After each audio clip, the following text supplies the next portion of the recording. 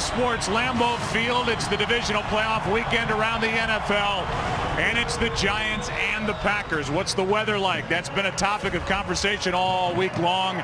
30 degrees, wind chill at 19 degrees. But we're all bundled up in all these zippers and turtlenecks and all that other stuff. I'm Joe, that's Troy, and we get ready for what should be a fun afternoon of football here on Fox. Now let's talk about the Giants. We've seen a lot of them lately. Heck, the Green Bay Packers saw them the first week of December not that long ago, but the Giants are much better right now than they were when they faced them the last time. Well, one, they're healthier, and then secondly, they're playing with more confidence, and why wouldn't they be? You think of their defense and the way that they've played a shutout in the playoff win last week at home. They're getting after the quarterback. They're doing all the things that we expected this Giants team to do to start the season. Offensively, Eli Manning has been exceptional.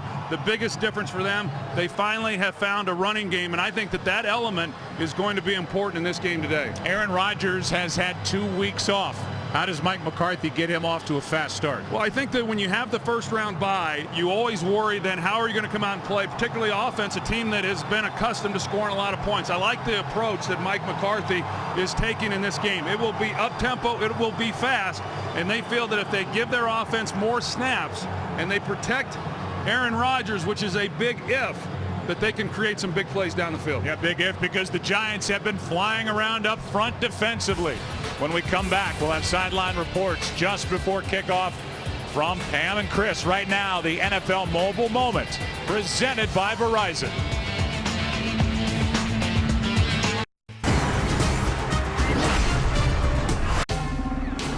Fox Sports welcomes you to the following presentation of the National Football League.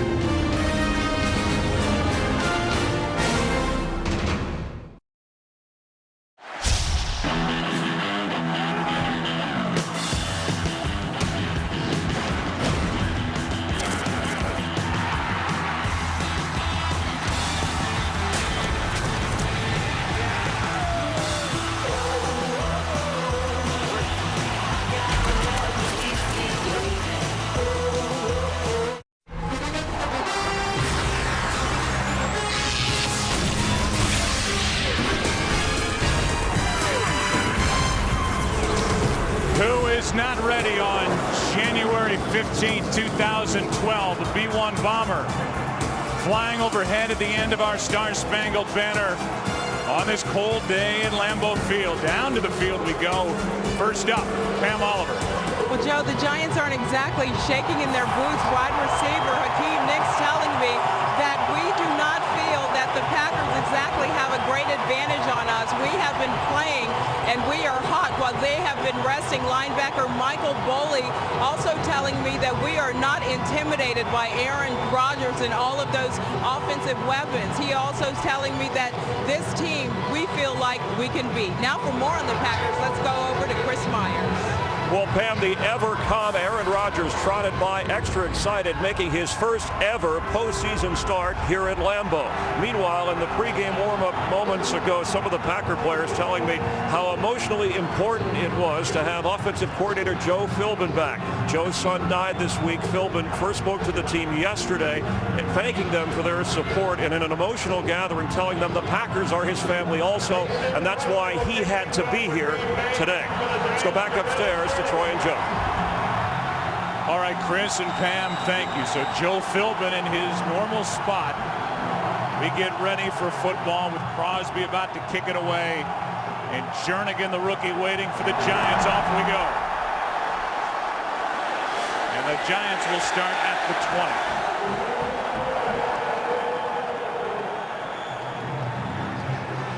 20. Eli Manning has had a fantastic season any way you look at it. You see what he did last week in the wild card win over the Atlanta Falcons with 3 touchdowns. Even picked up a big third down with his legs. Taking on the last ranked defense, the Green Bay Packers.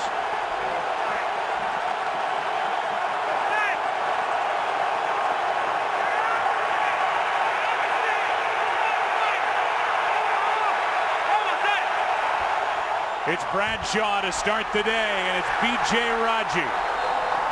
Gain of 1. So they start Troy with a run, and last week the ground game such a big factor, one of their best days in a long while for the Giants over the Falcons. Well, and even Eli Manning talked about it last week and what it has meant to him. You think over the last 6 ball games, 5 of those they've rushed for over 100 yards. As we know, the New York Giants like to run the ball, but off of that they really enjoy the play action passing game. That's been better during this stretch when they've run the ball well. On 2nd down and 9, another run. Not much. Pickett made the play on Bradshaw. A gain of 1 again, and now David Boss starts to mix it up with some of the members of that Green Bay defense. Yeah, they give up a lot of yards, but they take the ball away better than any team other than the 49ers this season. Well, if you think about the Packers defensively this year, that really has been one of the few things that they've done well, and it's been important because they've been able to get the ball back to their offense. And a timeout taken by the Giants.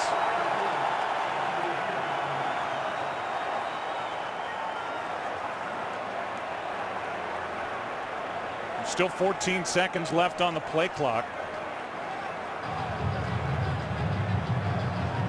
And Eli Manning signaled for a timeout prior to this 3rd down and 8. I'm not sure if there was a substitution issue with potentially 12 men in the huddle, but Eli Manning calls the timeout. Didn't have to because there, as you said, Joe, there was time on the play clock, and then he never even went over to the sidelines to talk it over with the staff. We saw that yesterday in the 49er game. Too many men in the huddle. Now 3rd down and 8. Blitz coming. Manning throws on the run and has a 1st down to Manningham. Big game last week for Mario Manningham, and the first completion good for 19 and a 1st down. Well, they run a twist here. You're going to see the pressure then in the middle of that offensive line with Eli Manning, but they were giving help to the outside receivers, and then along that sideline, as you see, is where the hole in that zone is. And Mario Manningham is able to get into that hole, and because Eli was flush to that side, he's able to make a good throw for the 1st down. On 1st down, play action. Plenty of room for Manning as he finds Victor Cruz. And Cruz has a 1st down at the 8 for an 18-yard completion, and he takes it into Green Bay territory. That game last week, Victor Cruz drew a lot of attention from the Atlanta Falcons, and rightfully so, and even he admitted that he was nervous in that ball game, his first postseason game, and felt that he would come out in this game and be much more relaxed. It's a nice way for him to start this game to get a completion here early. This Green Bay defense gave up more passing yardage during the course of the regular season than any team in the history of the league. Manning going back up top again. Underthrows his tight end Ballard, and it was Bishop who was in a perfect position, almost had a pick. It's a nice play there by Bishop, being able to get underneath that throw and then make a play on the ball. Initially, Eli Manning was hoping to be able to get a throw down the middle on the deep post. If you think back to the last time these two teams met, Joe, a lot of big plays in that game, both for the New York Giants as well as the Green Bay Packers. Now 2nd and 10.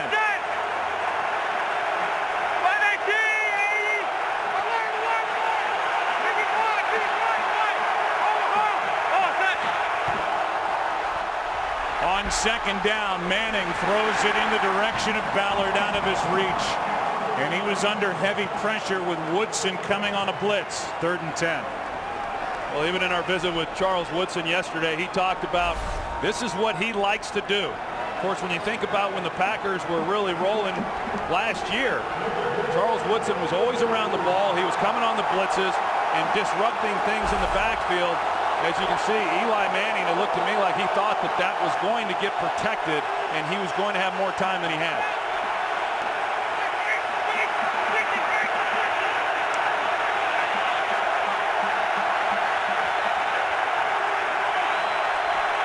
Packers show blitz and they come.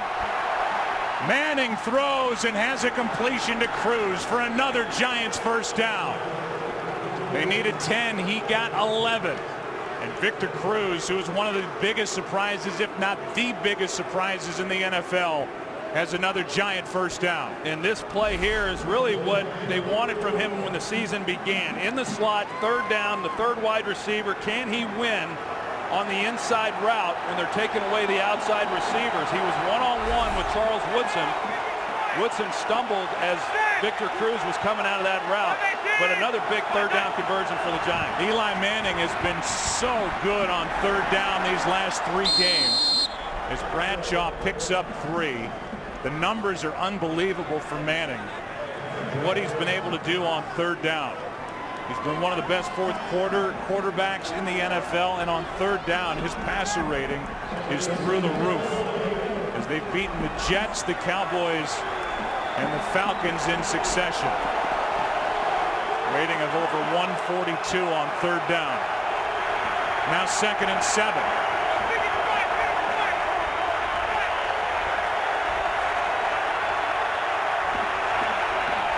Another blitz. Giants pick it up. First down as Beckham makes the catch. And this impressive opening drive by the Giants continues. Travis Beckham is good for 10. Blitz pick up here by Ahmad Bradshaw. He comes up and he doesn't wait. You see, he goes and gets him and he upends him, and so that allows Eli Manning to feel pretty confident sitting in the pocket and deliver a nice throw. You talk about this drive right now by the New York Giants. The biggest thing is it's keeping that guy over there on the sidelines. Tom Coughlin talked about the importance of time of possession and felt that when this game ends, whoever wins that is probably going to be the one who won the game. His 10th play of the drive as Bradshaw carries a nice gain on first down as he gets 4. A.J. Hawk on the stop for Green Bay. Well, we've seen the Giants on this drive run the ball from a lot of different formations, but more importantly from a lot of different personnel packages. They've run it from 3 wide receivers. They've run it from 2 tight ends. Heck, they even brought in an extra offensive lineman there on the second down play with Tony Hugo. They're trying to figure out what it's going to take in order for them to have some success running the ball on the ground. 2nd and 6.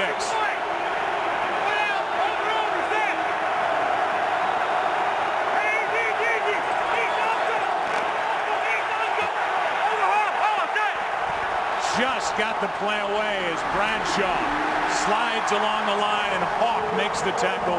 A gain of just 1. Third down coming up. That's a nice job by A.J. Hawk and being able to recognize the play. And those guys up front for this Packers defensive front, they keep the guys off of him. So A.J. Hawk then, all he has to do is recognize the play and then come up and make the tackle. Not an easy thing to do against Ahmad Bradshaw. Nix at the bottom of the screen against Tramon Williams on 3rd and 5.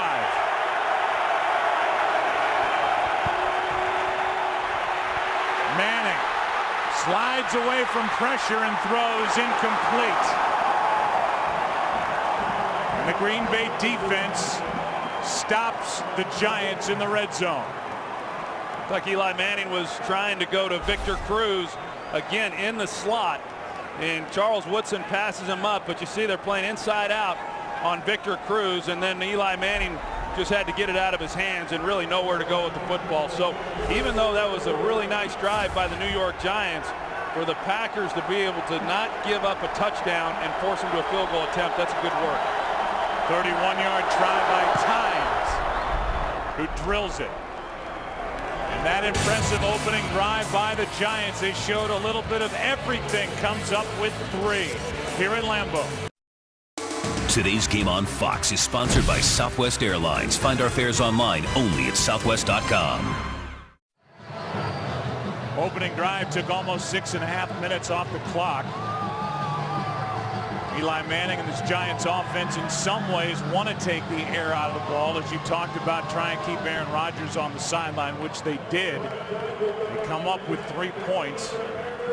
Eli had 2 more big completions on 3rd and long, and now a difference maker from a year ago when the Packers won it all and made their march. The win in Super Bowl 45 is Randall Cobb, the rookie. And he will take it out. And make it just across the 20. Looks like the ball may have come out at the bottom of that pile.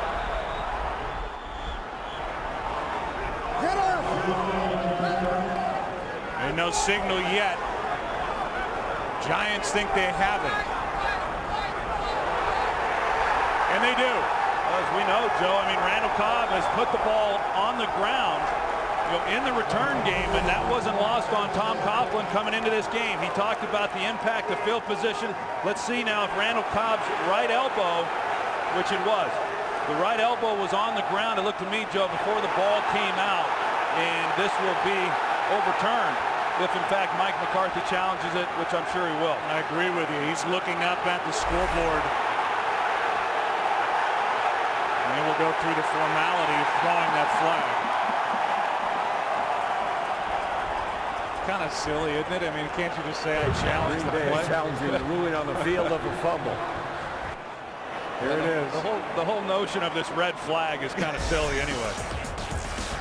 They'll take a look. The right arm, the right elbow appeared down for Cobb. We'll get the call when we come back. Today's game on Fox is sponsored by Bud Light, the official beer sponsor of the NFL. Here we go.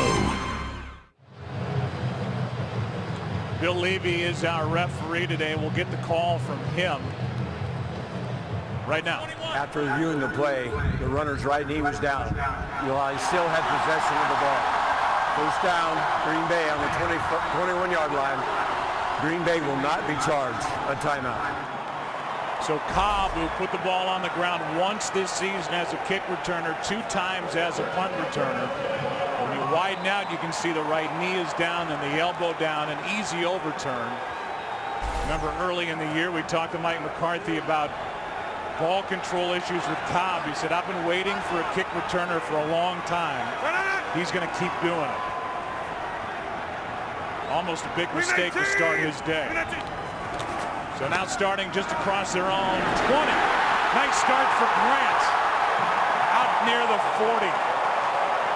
Forced out by Kenny Phillips in a 19-yard run for a running back who has been red hot in the final month of the year.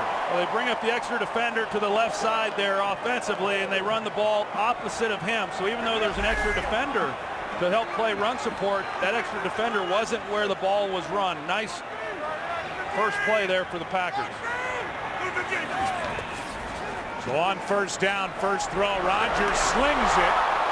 A dangerous pass with Jermichael Finley diving for it, came up empty.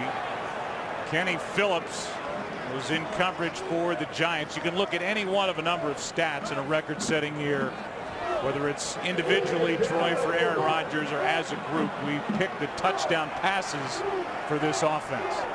It was an efficient year, really all season long for this offense, and then all those touchdown passes weren't Aaron Rodgers. Remember Matt Flynn, the last game of the season gave the Packers 6 in a record-setting day against the Lions. Here's a catch by Jennings, and Jennings brought down right at the marker. It's a first down. Here's that previous play, and Kenny Phillips with a forearm to the helmet of Jermichael Finley. No call. Yeah, definitely should have been a flag there on a defenseless receiver. Flip! 319! Fake the handoff, rolling to his right, and slinging it for Finley, who's got a first down inside the 35.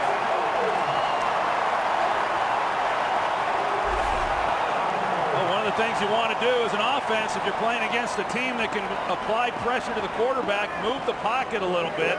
They get Aaron Rodgers outside of the pocket off of the bootleg, and Jermichael Finley, someone who Mike McCarthy expected to elevate his play from where he was when the season ended, is off to a nice start. Here's that up tempo. Right back to the line of scrimmage with Rodgers calling the play at the line. They fake the delayed handoff, and Rodgers finds a man, but it's dropped by Finley, who has struggling with drops coming off that knee surgery and the injury last October. Well, yeah, Jermichael Finley has had a number of drops this season, and that's why I was talking about Mike McCarthy when asked about it the other day. He said, hey, nobody puts in more time than Jermichael Finley does. He's got excellent hands. He's just lost some confidence, and was really looking for him to come out and have a nice game here today. We saw the catch that he made a couple plays ago, but an easy catch, and yet he had another drop. Rogers drops it off. That's Grant. And the former Giant is brought down by roll after a gain of 2. And we've seen now Green Bay go to a lot of the no huddle and try to run an up-tempo pace offensively. And right now they're huddling because of the significance here on 3rd down. They're inside field goal range for Crosby. Mike McCarthy said he wanted to test the fitness level and the endurance of this Giants defense here today.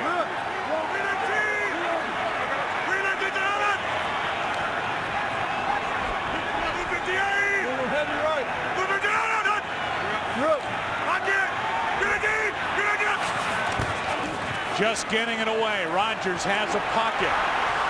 Wide open, but overthrown is Jennings. And Aaron Rodgers missed one there. It's 4th down.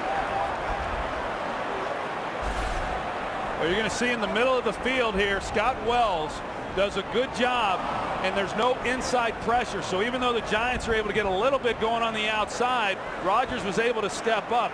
A good route by Greg Jennings, and really a ball that got away from Aaron Rodgers a little bit. Jennings was expecting that ball on his inside shoulder. He let him outside, and a missed opportunity. Crosby from 47 ties it at 3. And now the Packers offense goes to the sideline. Aaron Rodgers goes over there thinking about what might have been. It's 3 instead of 7. Tied at 3. Is sponsored by Sprint. All football, no limits. Only from Sprint. By Domino's. Oh, yes, we did. And by Dodge. Visit your local Dodge dealer today. The two teams trade field goals, and for that first possession for the Packers, the first play was a 19-yard run by Ryan Grant. And 6 straight pass plays that stalled as Crosby hit from 47.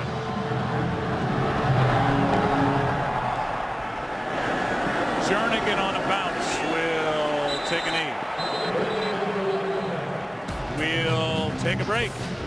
Giants back on offense. Tie game at Lambeau. Divisional playoff weekend. Days in the NFL, defenses will be judged differently with all these offensive records being broken week after week. Give up yards, you'll take risks, try and clamp down in the red zone, which is what the Packers did the first time the Giants had it. Now an incompletion starts this one to Ballard, at least in his direction at 2nd down and 10. You know, it is interesting, Joe, and I think you're right. I think the way that you measure defenses now has changed, certainly from where it once was. But this was a Packers defense that last year was very good. They were 5th in the NFL in total defense. This year, of course, last in the league, and the only players they're without essentially are Nick Collins and then Colin Jenkins. But I think the loss of Jenkins in the middle has affected them the most.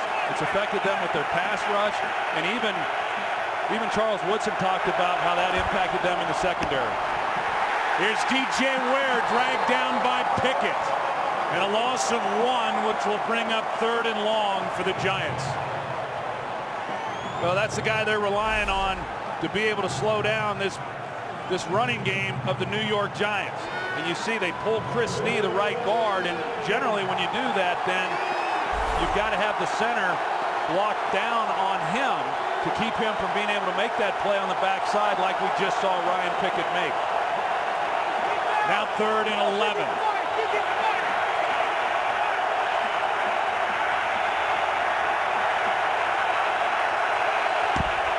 Manning's been so good on 3rd down. Will that continue? He's got all day. Fires and has a completion. First down, Hakeem Nicks. And on 3rd and 11, a 15-yard completion from number 10. Well, the Packers decide to go 3-man rush. Watch the wall of defenders that the Packers go back with. They've got 3 deep, but then they got linebackers underneath all of that. And so if given time, then you've got a receiver, Akeem Nicks, who's able to find a hole, work back towards the quarterback, and pick up a first down. Eli Manning has converted a 3rd and 8, a 3rd and 10, and a 3rd and 11 already.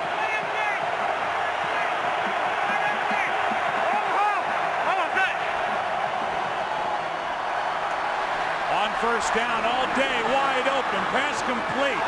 That's Nicks, and Hakeem Nicks inside the 10, touchdown Giants, no flags.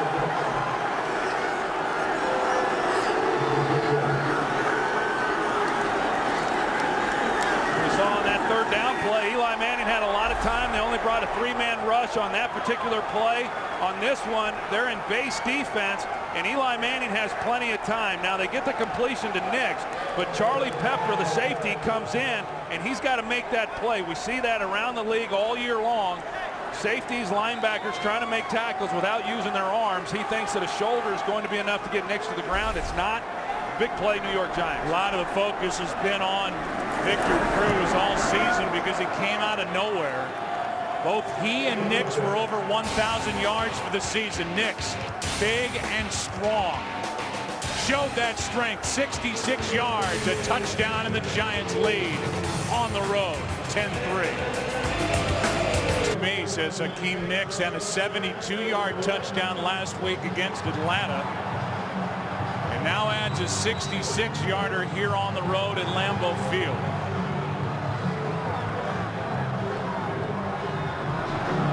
Cobb put it on the ground, but after his knee and elbow were down the first time, and this kickoff out of bounds.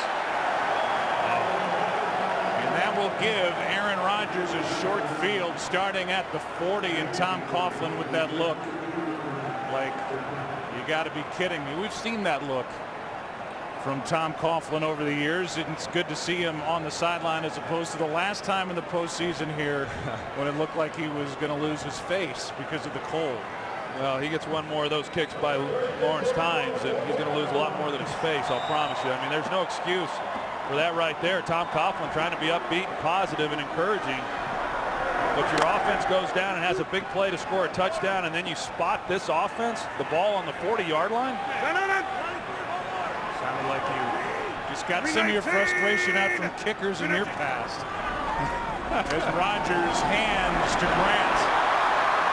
Got to the edge, and this guy who was maybe forgotten about after being injured early last year in game 1 and wasn't there for that march to the Super Bowl. As I mentioned, he's been hot, gets 5.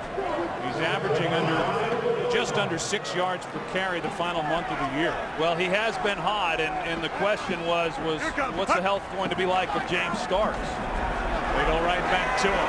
And this time, the Giants defense stands him up no gain. You know, if you think about it, James Starks was really the hot hand for most of the season, and but Mike McCarthy believes in a 2-back system, so they were going to share their carries. They did, but Ryan Grant had not been very productive until James Starks got injured and missed 3 of the last 4 games. Then Ryan Grant got hot, and even though Starks is suited up, ready to go, it'll be interesting to see how Mike McCarthy uses these 2 backs.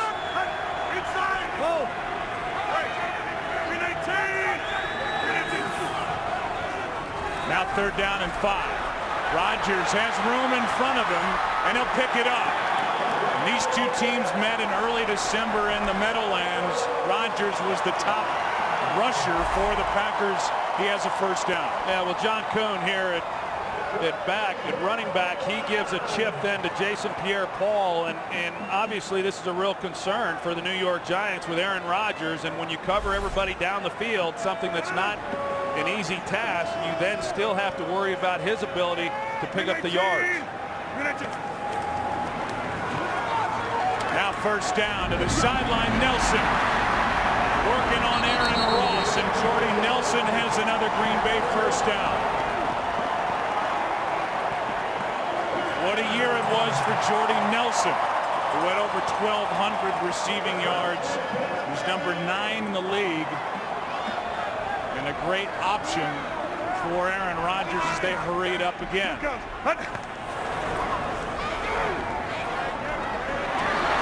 Jennings. That ball comes out. They're letting this play go, and Phillips has got the football.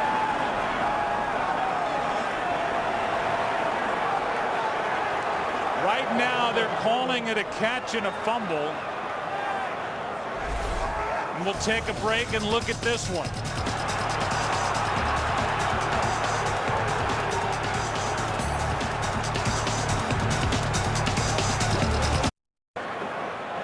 Well, the Giants have to change the lineup they've got out there. One official overruled the other and said that this was knee down, no fumble, but it looked like the ball, Troy, was out before the knees were down.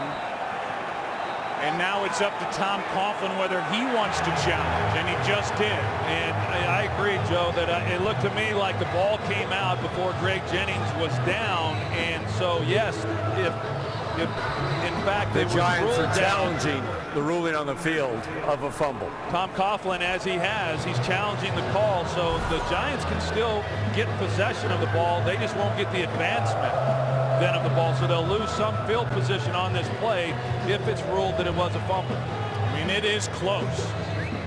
At first look, looks like the ball is starting to come out before the knees were down, and it was bang, bang. Meanwhile, this is a team that just doesn't give the ball away. Green Bay had more wins and giveaways this season. They gave it away only 14 times. As of right now, it's Green Bay's ball, but that could change. Well, Greg Jennings, he missed the last 3 games of the season with a knee sprain. Now, he could have played the last game of the season. He did not because it was not an important ball game for them. He feels fine coming into this game. I bring that up, Joe, because he's gone several weeks without being hit, you know, in ball security and those types of things. Now, does that impact this particular play? It's a nice job there by Deion Grant, stripping Greg Jennings as he was going to the ground. That ball's out. That is the best look that we have at that ball coming out. Before the elbows down, before the knees are down, and at least in my opinion, the Giants are going to come away with a football. Well, and you take a look at this first quarter here in the Packers' offensive possessions. The first drive, they go down the field. They have an opportunity really to come away with a touchdown, just a ball that gets away from Aaron Rodgers. The Giants, of course, get the big play. They go up 10-3. The Packers, again, driving the ball and doing a lot of good things offensively. I think the New Orleans Saints that are sitting at home, if they even are capable of watching this game today, are certainly relating to what just happened. I know Mike Pereira is checking in with our producer Richie Zients and saying that because Bill Levy is under the hood as long as he is, they could be looking at where to put the ball. As you can see it come out prior to Jennings being down, and they could be looking for the spot. After reviewing the play, the ruling on the field stands. The New York Giants will be charged their first time out. Coughlin can't believe it. I frankly can't either. No, I can't either. And now, I mean, just think about it. Had initially one official ruled that it was a fumble, it got overturned, said no, the ruling was that he was down. But had that have been ruled a fumble as initially thought, I don't think that it's overturned in that sense either. But Joe, it sure looked to me like the ball was out. Yeah, it's coming out. He's losing control of it before he's down. Movement up front could be a free play. Down the middle, incomplete. Penalty flags on the play. Greg Jennings, the intended receiver, and this one is against the Giants for an offside. Offside. Number 95 defense. 5-yard penalty results in the first down. Well, that's good work there by Aaron Rodgers using the hard count. He gets Rocky Bernard offsides, and knowing he has a free play, then takes a shot down the field with nothing to lose. Under a minute and a half to go in this first quarter. Giants leading 10-3.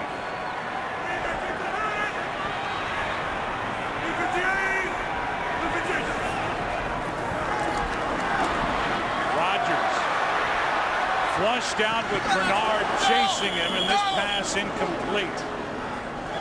It's 2nd and 10. James Jones, the intended receiver, could not secure it going to the ground. We see Corey Webster in most weeks. He will go with the opposing team's best wide receiver. I know when visiting with Perry Fuel, he said he would not match him up in this game, primarily because the Green Bay Packers line up all of their receivers in a lot of different positions.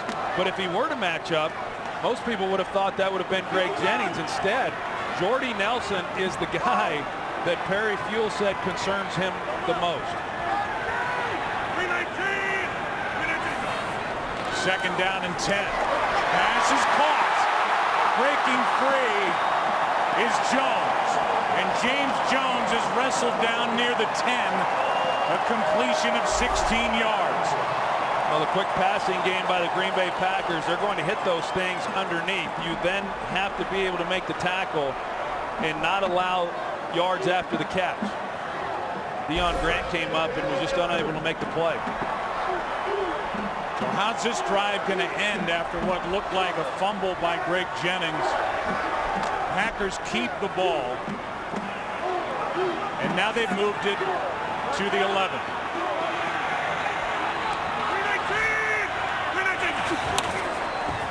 Here's Brandon Sane.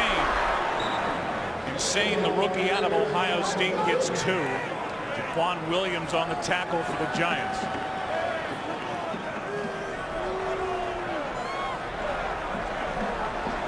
So it's Sane instead of Starks getting worked in here in the first quarter. It'll be 2nd down and 8 when the second quarter begins here in Lambeau. Giants lead by 7. Packers have moved it inside the New York 10. Back after this from your local Fox station. You see what happened during the regular season. This is a team that's not used to being behind. Aaron Rodgers has started. We make that separation because of the Detroit game with Matt Flynn. Just over 3 minutes playing behind already. Double that. Now 2nd and 8. Rodgers keeps it. Underneath. Coon for the touchdown.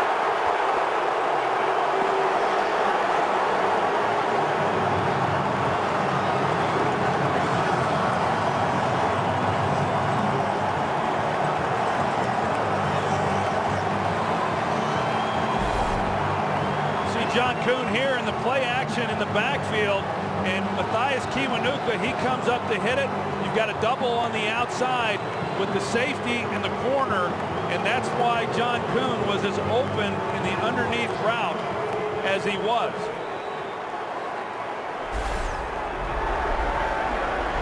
Had 2 touchdown catches during the regular season.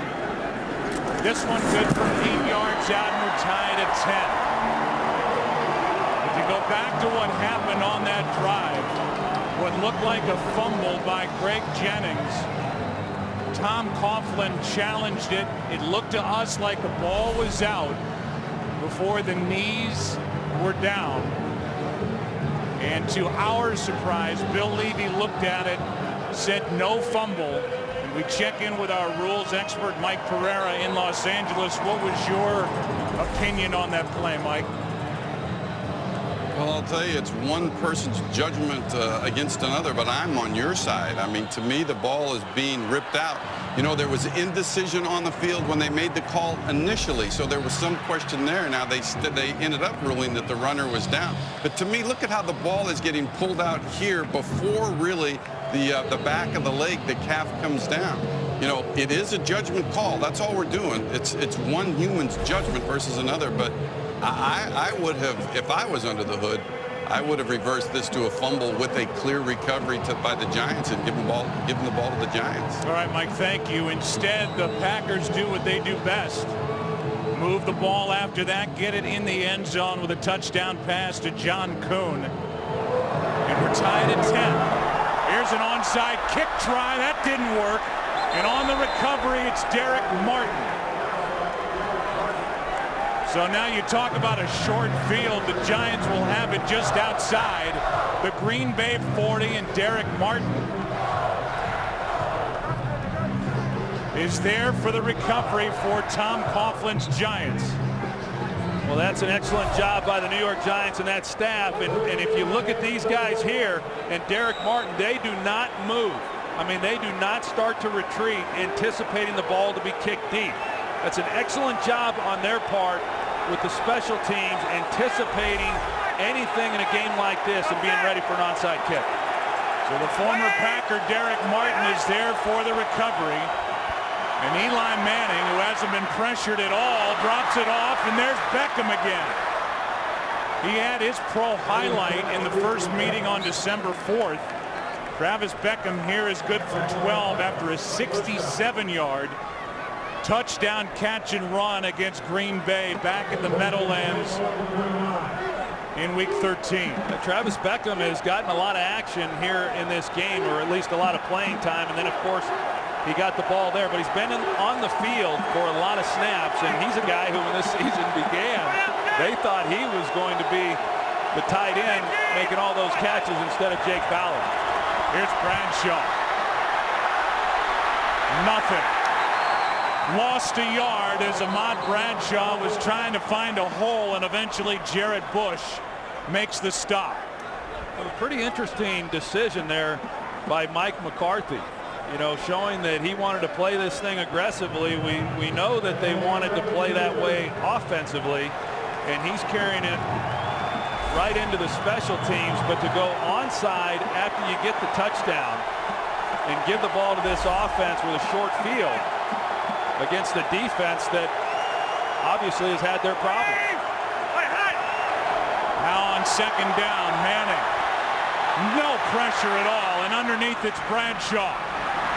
Breaks free from one tackle. He went right through Sambo and gained 9. So third down and short coming up for Eli Manning. I think that's one of the things that we've seen all year long really from Eli Manning is, one, he was afforded a lot of time right there, but he hasn't been forcing the throws that we saw a year ago. And so with great patience comes down underneath, checks it down, and then you do sometimes have to have a guy break a tackle. And they were able to do that. Third down and 2.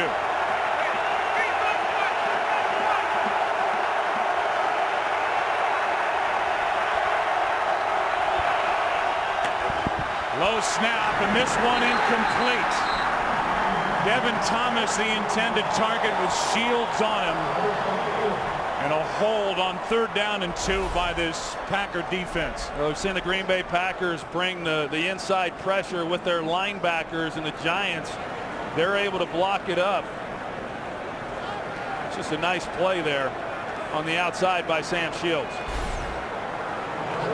And now on the same end of the field where Lawrence Tynes made that 47-yarder to send the Giants to the Super Bowl in the championship game in January of 08.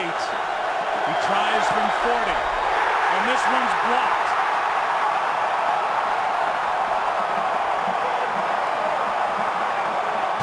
Brad Jones being congratulated along the sideline. Let's take a look. He got in and got his hands on it. Still tied at 10. Vortex Bottle, taste greatness. By Verizon, your 4G LTE smartphone destination. And by Subway, start the year right with Egg White Morning Melts. No head coach talks more about special teams that we visit with than Tom Coughlin. Tom Quinn, as special teams coordinator, his group is 1 for 3 today. They did recover an onside kick. The Tynes has kicked the kickoff out of bounds. And now they have a 40-yard field goal blocked. Rodgers escapes trouble. Penalty flag flies. And with Bowling in his face, Rodgers goes down a gain of 3. Holding, number 63 offense, 10-yard penalty, repeat first down. They get the center, Scott Wells, for a hold, and on this series. Marshall Newhouse is in at left tackle in place of Chad Clifton. Yeah, and you see the hold there on Linville Joseph, against Linville Joseph. Scott Wells with the hold. But Chad Clifton actually he's held up pretty well, you know, there in that first quarter. It'll be interesting to see if they bring him back in or if they're just giving him a break. First down and 20. Over the middle, pass caught by Cobb. And the rookie gets 11. Kenny Phillips on the stop. We just haven't yet seen the Giants get any kind of pressure really to speak of on Aaron Rodgers.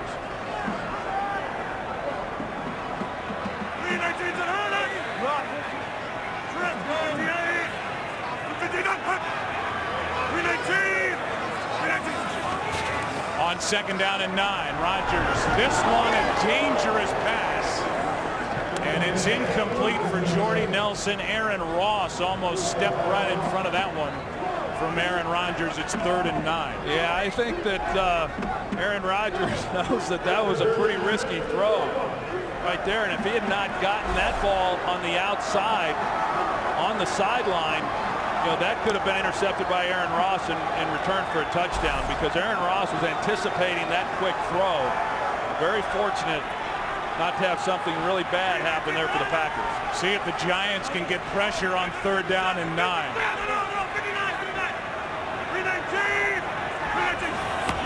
Blitz. Rodgers steps through it. Fakes a throw, and now he has got a first down for Green Bay.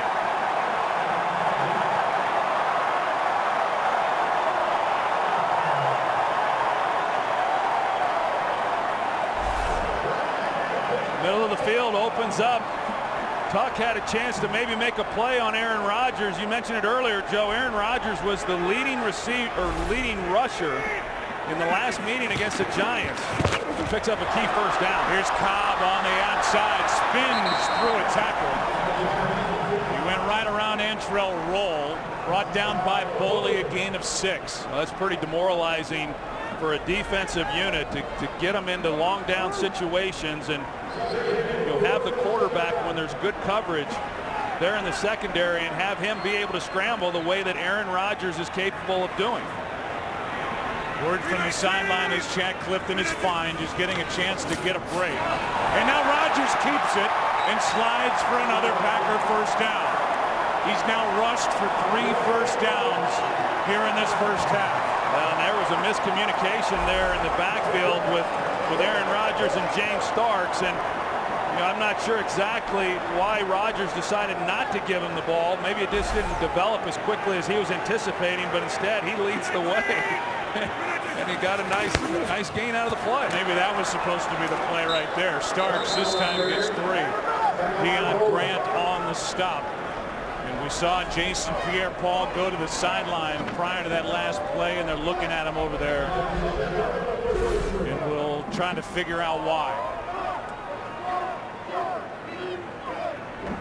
Well, you see he kind of gets tripped up there on Chris Canty, but Marshall Newhouse, as we mentioned, now in there at left tackle, and Jason Pierre-Paul is right where Newhouse wants him, because in that last game, Pierre-Paul had a nice outing against Marshall Newhouse. Newhouse made 10 starts out there during the regular season. No pressure on Rodgers. Starks dropped it. Started to look downfield before he made the catch. It's 3rd down. Well, that's the only way, really, that the Giants have been able to slow this Packers offense down is by some of the miscues by them. You know, they're not getting after Aaron Rodgers, and when they do get the outside pressure, we've seen him be able to scramble and get outside the pocket, and he's able to here, but James Starks unable to make the catch. Talk about no pressure on Aaron Rodgers, all zeros. Rodgers has seen his group drop 3, and it's 3rd and 7. Stunt up front, Packers pick it up, another drop. That's Crabtree, and that's drop number 4.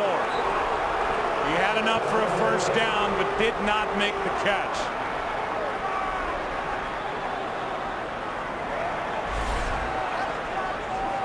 Well, just a good opportunity there for the Packers to be able to pick up the first down, and Crabtree unable to secure it. You know, the Giants defensively are given a lot of different looks, but it's not so much confusing Aaron Rodgers. He hasn't been able to drive the ball down the field like he would like. He's had to come underneath. They just have missed some chances to keep the chains moving. First punt of the day by either team. Mastay knocks it into the end zone. So tied at 10, 9 to play. First half, Giants at their own 20. Here comes Eli. We certainly miss a good friend around here, Lee Remmel, who is resting and I'm sure aware of what the Green Bay Packers are doing this season after they won it all last year. Their longtime public relations director, former writer, the Green Bay Press Gazette for just under 30 years. Been associated with this franchise for over 60 years. Here's Brandon Jacobs over the right side, and Lee Remmel and his wife Noreen, I'm sure, watching this game. Our thoughts with them. And then right into Napoleon Dynamite. And the 2-episode premiere is tonight. The entire original cast from the hit movie returns with all new adventures. And that's after Family Guy. Napoleon Dynamite tonight on Fox. Efren Ramirez, John Heder are here at Lambeau Field. Play action to Brandon Jacobs. All day for Manning. No pressure and a big completion to Victor Cruz. 18 yards in front of Tramon Williams, and Eli Manning is going to pick this defense apart if the Packers don't get more pressure than this. Well, you're going to see Eli Manning. Initially, he wants to go down the field. He's looking down the field, and then to his right. He works all the way back then to Victor Cruz. And, you know, Joe, you said it. If Eli Manning has time in the pocket like he just had, he will get to every receiver on the route. He is excellent at being able to go through his progressions, and what a throw he made on that play. Here's a handoff to Jacobs over the left side. Brandon Jacobs gets 2. Zombo is in for the stop, and Clay Matthews, who has had a season with all kinds of small injuries, got hit by his teammate C.J. Wilson, and he came away limping. Now is sitting this series out. 2nd and 8.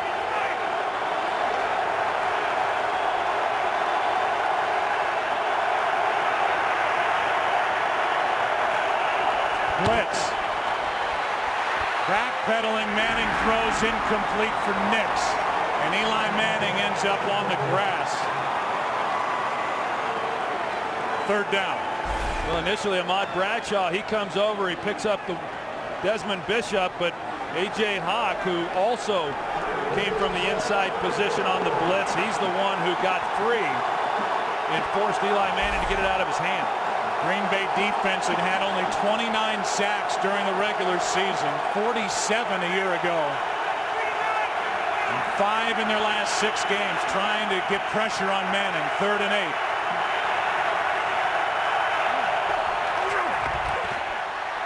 Manning with time. Finds a man, Ballard, with a first down inside the 40.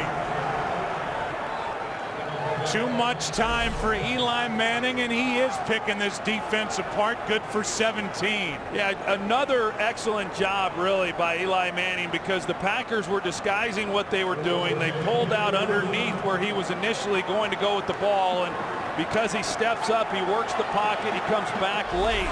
Really a nice throw to Jake Ballard. The Giants have been very good here in this half on 3rd down. Manning is knocking on the door of 200 yards passing already. Trying to get it out to Ahmad Bradshaw. Incomplete. Pickett was in Bradshaw's face. Let's go back 2 plays and see the shot Eli Manning took on that 3rd down completion. Boy, right at the end of that one, he gets spun around, and then Bishop comes in from behind after B.J. Raji spun him. Hey, this is a tough quarterback, though, in there. We all know he doesn't miss games. And And he takes a hit just like all quarterbacks do in this league. As much as they're protected, you still got to be pretty tough if you're going to throw the ball from within that pocket. Clay Matthews back in the game. Here's Nix. Pretty good open field tackle by Tramon Williams. Not a bad pickup of 5 yards to make the third down a bit easier with over 6 to go. Williams, who had a big playoff run for the Green Bay Packers last season. And you wonder right now with where the ball is and the block kick that Lawrence Tynes attempted, you know, what Tom Coughlin will do here if they don't pick up the first down. I would have to think that if they don't get any more yards than they have right here, that he'll go for it on fourth down. It'll be a 52-yard kick from here, 3rd and 5. Blitz again. Manning throws, and he's intercepted. That's Morgan Burnett. Throw got away from Manning, and Burnett knocked down just inside the 25.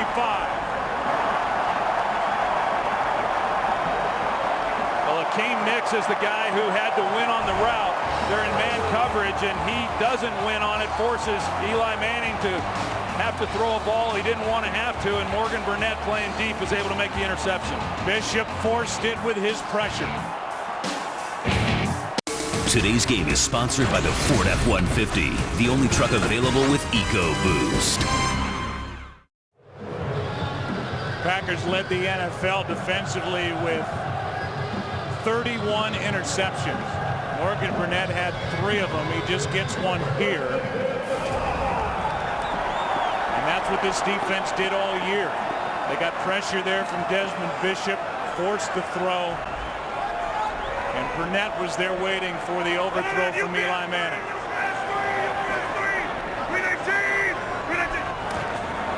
Delayed handoff. Starks. Picks up 1. And let's go back to the interception. Well, the pressure by Desmond Bishop is ultimately what forced Eli Manning to get the ball out of his hands a little sooner than he wanted, but excellent coverage by Tramon Williams. As I said, Akeem Nicks has got to win on that route. He doesn't. And with the pressure immediately then in Eli's face, he throws it earlier than he wanted to. A ball that gets away from him. Morgan Burnett then right there to be able to make the interception. 319. 2nd down and 9. Rodgers keeps it, gets hit by Tuck. Picks up 2. 3rd down and long coming up for the Packers. Well, I'm impressed with what I've seen of this offensive line, particularly there in the middle with Scott Wells at center and then the 2 guards, TJ Lang and Josh Sitton. A quarterback does not like pressure inside. You can deal with the edge pressure, but you can't have it in your face. Think back to last week, Joe. The New York Giants were able to get great pressure on Matt Ryan in the middle with Linval Joseph and then Chris Canty. They've been unable to do that in this game on Aaron Rodgers. Giants do not have a sack in this game. It's 3rd and 7. Come with a 4-man rush. Rodgers throws, and the pass caught for a 1st down by Jennings. 9 yards and a 1st down for Green Bay. This guy Aaron Rodgers he's really something. I mean, he's able to flush a little to his left, and he lays it out perfectly. The timing of the throw, the ball was out of his hands before Greg Jennings really got to the top of his route, and it was perfectly placed where only he could make a play. Hand off to Kuhn. Ball comes out. Antrell Roll's got it.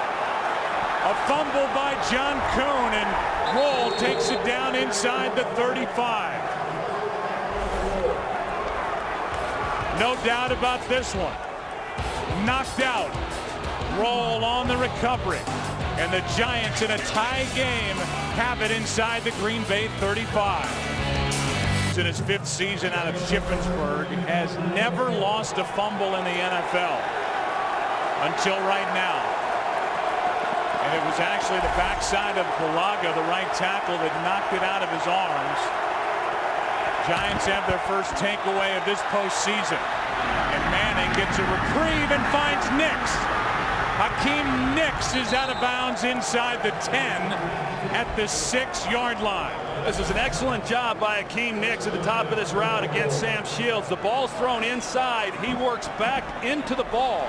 expecting it out on the sideline, but he picks up the ball in flight, works back inside, keeps Shields from making a play on it, and then gets a pretty nice run after the catch. These two teams traded field goals, then traded touchdowns. Now they've traded turnovers. And it's 1st and goal from the 5.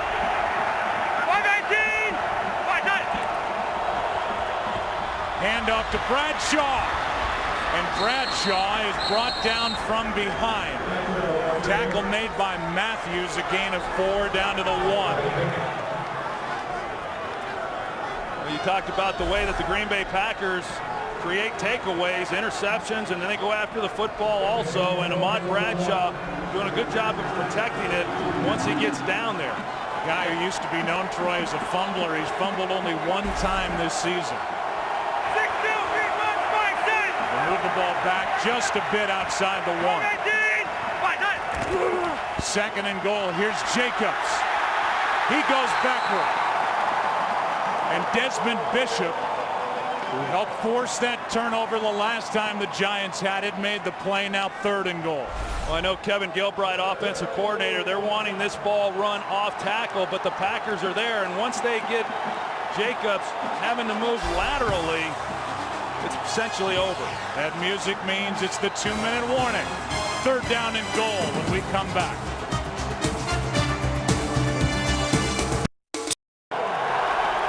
Eli Manning with a season high 228 passing yards in this first half.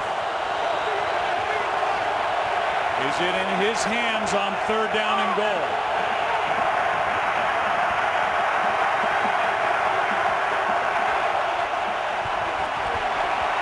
Steps up, throws, incomplete for Ballard, who started that play wide to the left, and it's 4th down. Yeah, they started him out wide and they motioned him down, and I thought that they were then going to try to throw the fade route to him, working against Jared Bush. They had a chance. It looked like, I couldn't tell if a hand got on that ball or not. Yep, just enough, because initially it looked like Jay Ballard might have dropped that ball, but Morgan Burnett with a big play getting a hand on it. Coming off that interception.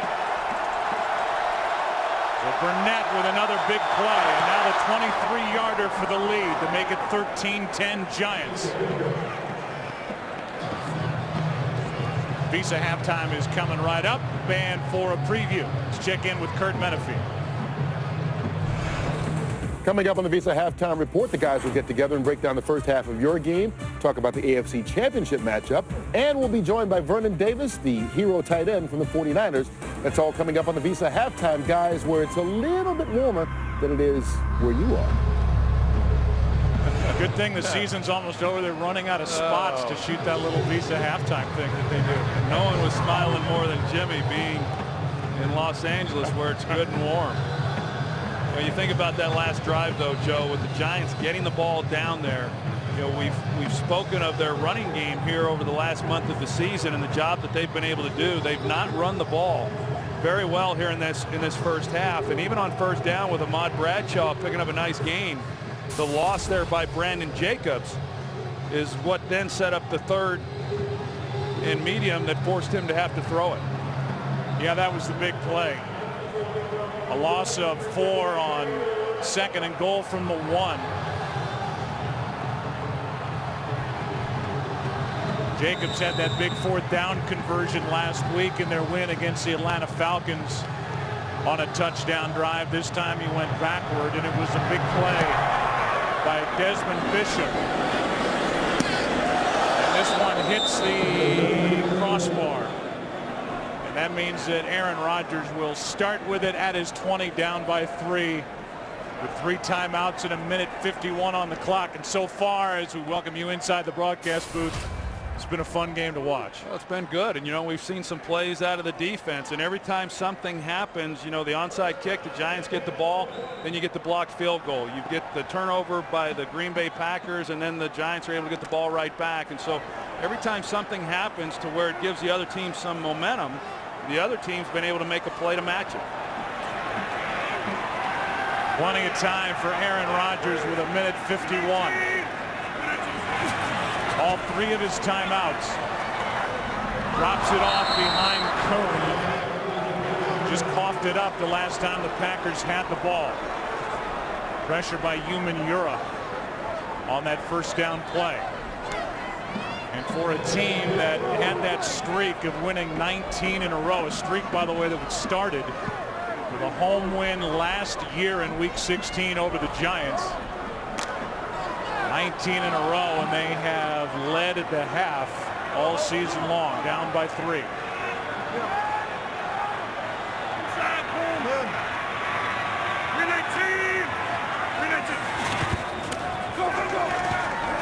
Rodgers, Finley, pass is caught for a Green Bay first down.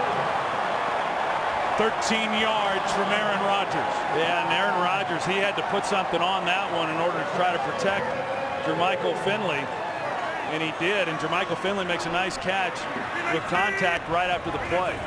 Contact by Deion Grant. Now on first down, Finley again. Little high-low on the tackle, and underneath it was Webster, a gain of 5.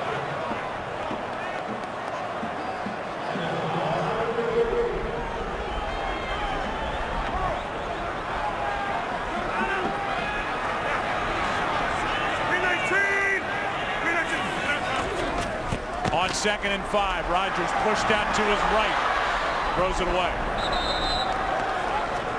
It's a good job really by Aaron Rodgers on the last play, that even with timeouts he didn't use one. You know, a lot of times you've got these coaches that are very quick to call timeouts. A quarterback will, but knowing that, you know, when you have the clock running and you don't give that defense a chance to huddle up, it's really to your advantage. But the Giants do a nice job of getting pressure and not giving up any yardage on that play. Hasn't been sacked, but he was pressured up the middle by Canty on that second down play. Now 3rd and 5.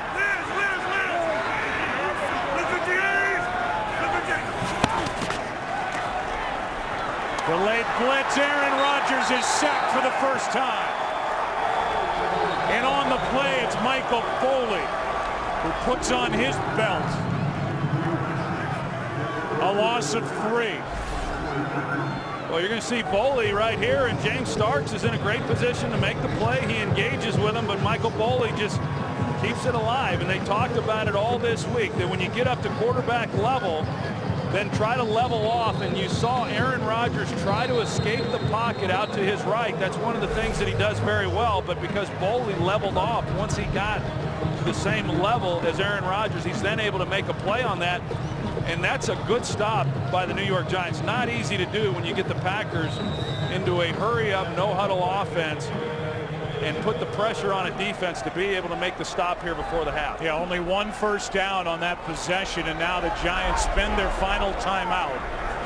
So with 48 seconds left, they're about to get it back. Paste hits it, and it is a sliding catch by Will Blackman, another former Packer. Now 41 seconds remain. Take a look at the offensive leaders, and as I mentioned, for a half, the first half, that's a season high for Eli Manning throwing it. He's been hit a lot, but he has also had some time to sit back there and find the holes in this Green Bay secondary, and a lot of quarterbacks have been able to do that in 2011. And again, I mean, it's kind of like it's been for him all season long, that he's essentially had to do it with no running game whatsoever. Giants have only run it for 14 yards. They'll put it up here. Manning in trouble, and he finds Bradshaw, who gets around A.J. Hawk. He's brought down with a 9-yard gain. Mike Neal on the tackle.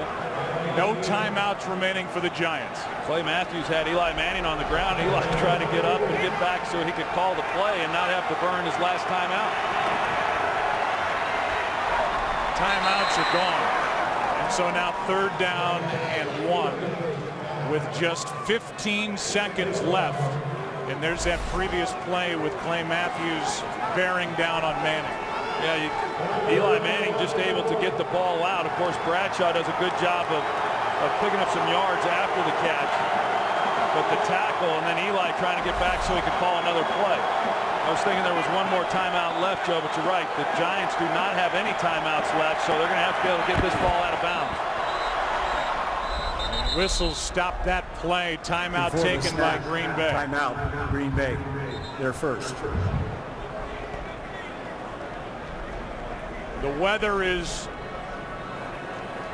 vastly improved from where we were in this booth and where those guys were down on the field, and these fans in the seats here in Lambeau, January of '08. And there's Tom, January 20th, and that was kind of a frightening situation. He was asked about it during the week. His face got more and more red as the course of the game went on. He said, what else can I do? I'm not going to wear a mask. And it returned to its normal color eventually. Although that face gets red easily, and it has nothing to do with a cold. He can get hot. Third down and 1. You're looking a little better this time around, too. That's where he is. Here's Bradshaw. Gets the first down. He's got a long way to go to get out of bounds, and he will do it.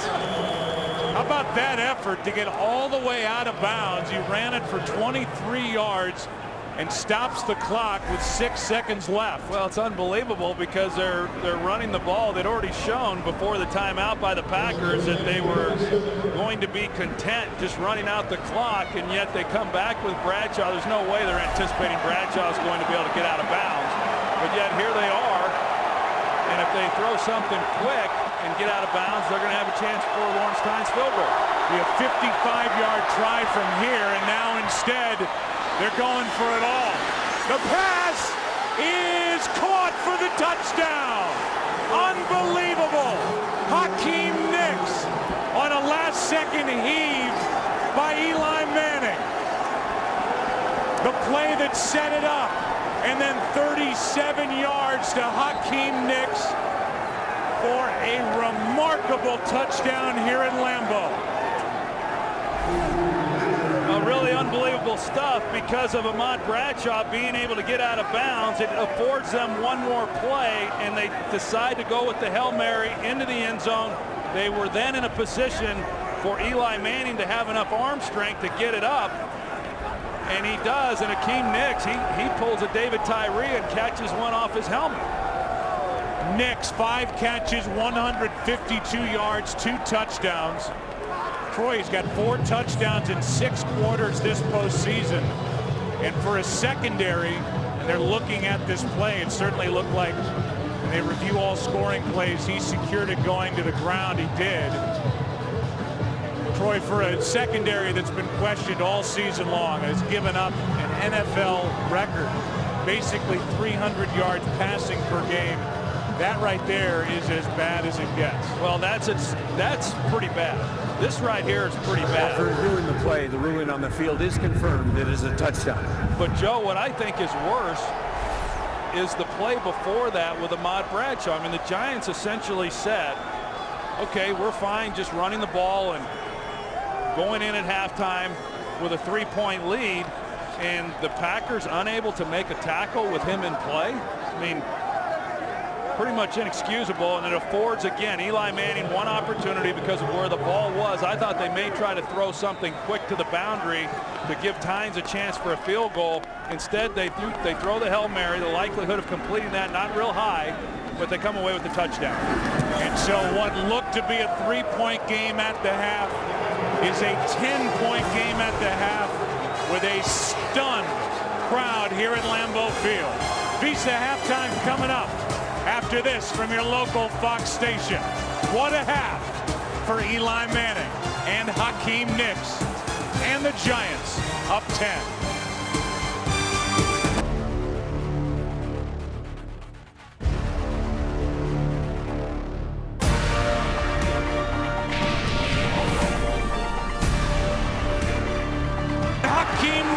Touchdown Giants. 2 for the touchdown.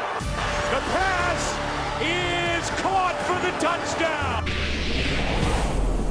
What a first half here at Lambeau Field. You can follow your favorite team all season long. Go to itunes.com/NFL. The Giants, who had 4 runs of 20-plus yards all season, got a 23-yarder. right after a Green Bay defensive timeout that set up that Hail Mary for the touchdown to Hakeem Nicks. The 37-yarder, which made it a 10-point game. And Aaron Rodgers will start at the 20. We go down to the field, and Chris Myers. Joe, is a rather somber walk for the Packers into the locker room, but a little more spring in their step when they came back out. I asked Mike McCarthy about the drop passes, if it had something to do with the layoff. He said, heck no. In fact, that's what he emphasized to his team at the half. Fundamentals, which is something you shouldn't have to do at this point of the season, getting back to the basics. He said he will go back to the hurry up on offense, the no huddle. He'll mix that in the second half, but does not plan to start out with it. Joe? All right, speaking of starting out, Prince Amukamara starts this second half out on the corner across from Jordy Nelson.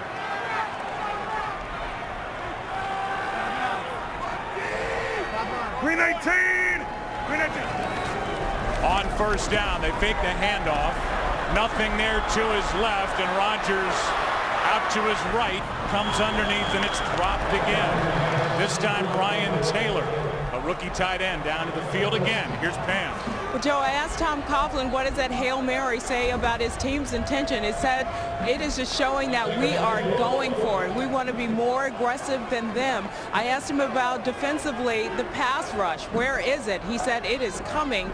I asked about the team's confidence as well, and he said defensively, as far as that pass rush goes, it is coming. We are also determined to get that going. Back to you. All right, we'll see if it does show up here in half number 2, 2nd and 10. Blue 58! Blue 58! Again, they fake the handoff. The pass is caught for a first down, Green Bay, by Jennings, who, despite missing the last 3 games of the regular season, kept telling Aaron Rodgers all week, I'm fine, throw it to him. Yeah, well, they come back, play action on first down, play action on second down. They get the completion then here to Greg Jennings. Interestingly enough, on first down with Prince Amukamara in the game for Aaron Ross, Aaron Rodgers wanted to work against him, but Amukamara held up very well on that first down play and looked for Rodgers to try to at least challenge him as long as he's out on the field. Handoff is to Grant. Ryan Grant lost about half a yard. Take a look at the halftime stats, and you take out that 23-yard run by Ahmad Bradshaw, it's still low. The Giants were not able to run the ball at all in that first half. Not much from Green Bay either. That is 14 yards rushing prior to that run by Ahmad Bradshaw. I got to laugh a little bit about Tom Coughlin telling Pam Oliver that, yeah, well, we're going to remain aggressive. The handoff to Ahmad Bradshaw wasn't really aggressive play calling, and I still believe they were just looking to run out the clock. But it brings up an interesting point. Now 2nd and 10. Extra man on the rush. Packers pick it up, and the pass is behind Greg Jennings. And just to go back, I think you and I at the end of the half were looking for the same thing after that run by Bradshaw. Something quick to the sideline, bring the field goal unit out. Instead, they did heave it to the end zone, and they get the 37-yarder to Nicks. Yeah, and what's interesting about the pickup by Bradshaw was that, remember the timeout that was called by the Packers. Bradshaw had gotten the handoff on that play, so the Giants had already shown what they were going to do, or at least what they were willing to do. They get the run again, and yet he puts them in a position to throw the Hail Mary. Now Rodgers out to his right on third down. Going to take it, and yet again pick up the first down for the Packers. Needed 10, picked up 15. Jason Pierre-Paul walks back to the middle of the field with his palms to the sky. Like, what are we supposed to do about the running of number 12? Well, Jason Pierre-Paul goes inside, and when you do that, they give Jason Pierre-Paul a lot of flexibility on how he's going to rush the passer, which is fine. The problem, however, is if he takes an inside path and there's no one to contain, you get the kind of runs you just got. Here's Grant over the left side. Grant had that good run to start the day of 19 yards. But when I say they haven't really been able to run it, The numbers look better than they really are because of the running of Aaron Rodgers, who is the game's leading rusher with 40 yards on the ground. And who was the leading rusher the last time these two teams met. And Aaron Rodgers said when we visited with him, I can't be the leading rusher. You know, we've got to be able to get more out of the rushing game. And the reason he said that was because that would then take some of the pressure off of him in the pocket with the pass rush. Now 2nd and 6. Here's Grant. A nice play is made by Linval Joseph, a gain of 1. And it'll bring up 3rd down. I do think this is an important possession, though. Again, going back to the events that took place at the end of the first half, that's a demoralizing event for a team going in at halftime to have a Hail Mary completed on you for a touchdown, to be down by 10. Fortunately for them, they do get the ball here to start this second half. But I think this is an important possession for the Packers to do something with it. No, he'll be right. No, 319. Oh! 319. Rodgers in trouble. Moves to his left, floats it over the middle, and the pass is caught for a 1st down by Driver. And that's what makes Rodgers so dangerous. Dave Collison in the middle. He's the one who misses Rodgers, and you get the late pressure then on the outside. Donald Driver running a dig route from the opposite side of the field, just keeps on the move, and a perfectly thrown ball with what was pretty good coverage by Kenny Phillips. First catch of the day for Driver. Rodgers has found 8 different receivers. He's converted 5 3rd downs for 1st downs, 3 with his legs, now 2 with his arm. And on 1st down, a pump fake. He's stripped. Ball is out, and it is recovered by the Giants. Clifton had a shot at it. Grant comes away with it. And O.C.U. Miura, who is about as good as anybody in the NFL, knocked it out. He just saved a touchdown too, Joe. Knocks it right out of the hand of Aaron Rodgers. And another Green Bay turnover. Our fares online only at Southwest.com. By Visa. More fans go with Visa. By KFC. Bring something different to the party with KFC sauceless hot wings, now just 50 cents a wing. And by Bud Light, the official beer sponsor of the NFL. Here we go. Last time Aaron Rodgers lost a fumble was in the wild card game in Philadelphia last year. Green Bay's turned it over twice. And up by 10, quick throw to Nix. And Nix, who's had a monster game, is good over the left side for 7, and we go back to that play. Well, here's the strip, and then you're going to see we're going to be talking about this play for a while because he knocks the ball out of his hands. And here's what Aaron Rodgers had on the outside. He runs a slant and go. Aaron Ross jumps the route, and you can see how open Jennings was for the touchdown. Aaron Rodgers sees it. He's about to throw the ball, but because of O.C.U. Miura, they're unable to make the play, and the Giants get the ball. For O.C., his 32nd career forced fumble. 32. 2nd and 3. Here's Jacobs. Little hesitant when he was handed the ball by Manning. 3rd down and short coming up as Jacobs gets only 1. Here's a guy, O.C.U. Miura, who has 10 sacks in 10 games played coming in. He missed the first 3 games recovering from a knee operation. 4 games late with a high ankle sprain. Boy, did they miss him. He was not in the lineup when the Giants took on Green Bay at the Meadowlands early December. Handoff is to Ware, and Ware is brought down short of 1st down yardage. I think that goes back to what Perry Fuel was saying last week, Joe, before we got ready for that playoff game against the Falcons, in that the way we plan on slowing down their receivers, now this was a week ago, is by our pass rush. Certainly that applies here today. That's a great illustration of it. Here you've got an open receiver down the field for what would have been a touchdown, but because of the pass rush by O.C.U. Miura, they're able to not only keep that from happening, but they get the takeaway and they get the ball. And now the Green Bay defense makes a stop on Ware. It's 4th and inches, and the punt team comes on for Tom Coughlin. One good run, that's all the Giants have had, but it set up that last touchdown at the end of the first half. Randall Cobb, who was 7th in the NFL, averaging better than 11 yards per return, had one for a touchdown late. That, by the way, the first 3 and out for either team. Cobb from inside the 10. Spinning out to the 25. Big break comeback. Aaron Rodgers fresh off the fumble. Back on the field, down by 10. Home in the postseason had gone 13-0. Opponents averaged 11 points per game. They were plus 13 in the turnover differential.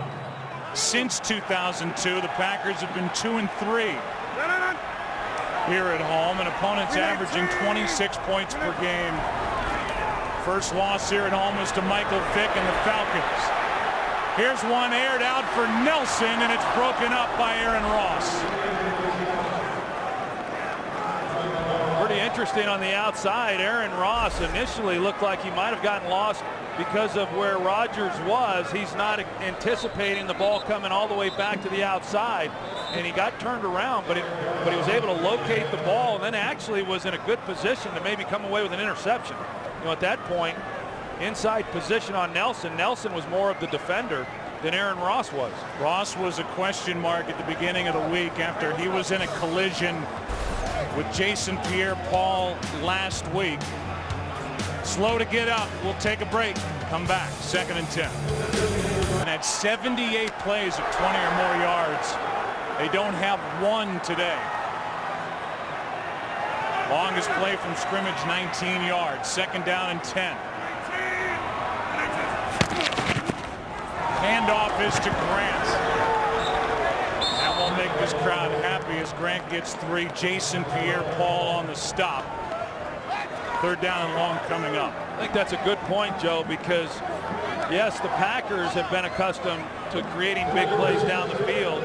More importantly, I guess the Giants have given up a lot of big plays, but not in recent weeks. I mean, one of the real turnarounds for this defense has been that they have not given up the big plays, and they've continued to not do so here in this game against an awfully explosive offense. Amukamara, the rookie, and Jordy Nelson at the top of your screen on 3rd and 7.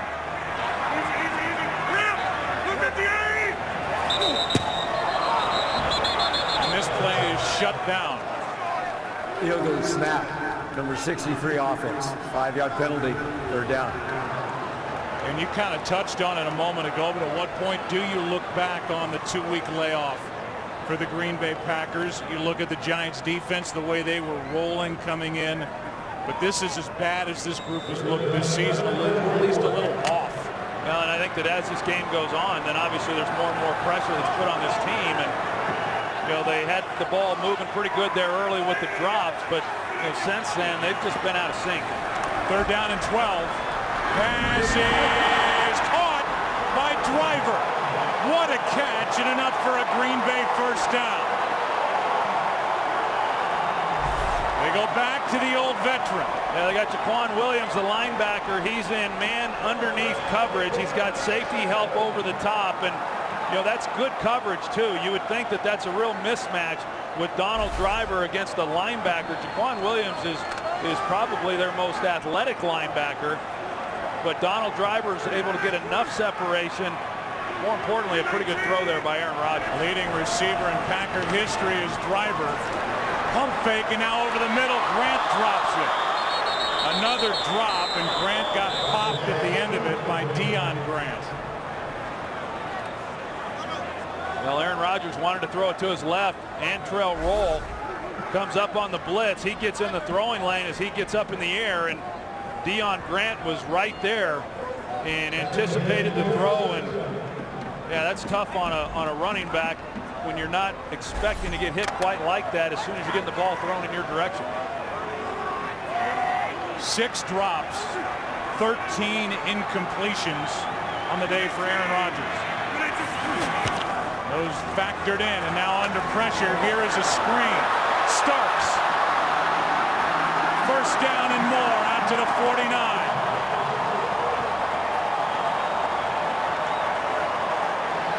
Williams again is in a position. He reads the screen. Here, number 57. He reads the screen, and he's the guy who has a chance to come up and make the play. He had to take a different angle. He couldn't get squared up on Starks because of the lineman coming out to block. That was a nice first down for the Packers. Normally you're talking about Rodgers spreading it out. He's done it again today. He's found 9 different receivers. That one to Starks. Now a toss to Starks. And Starks is down the sideline.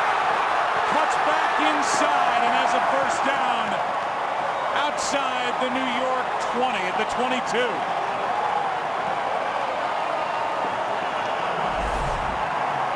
Well, Balaga's going to lead the way, and you got a block down here. And that's what then seals the edge.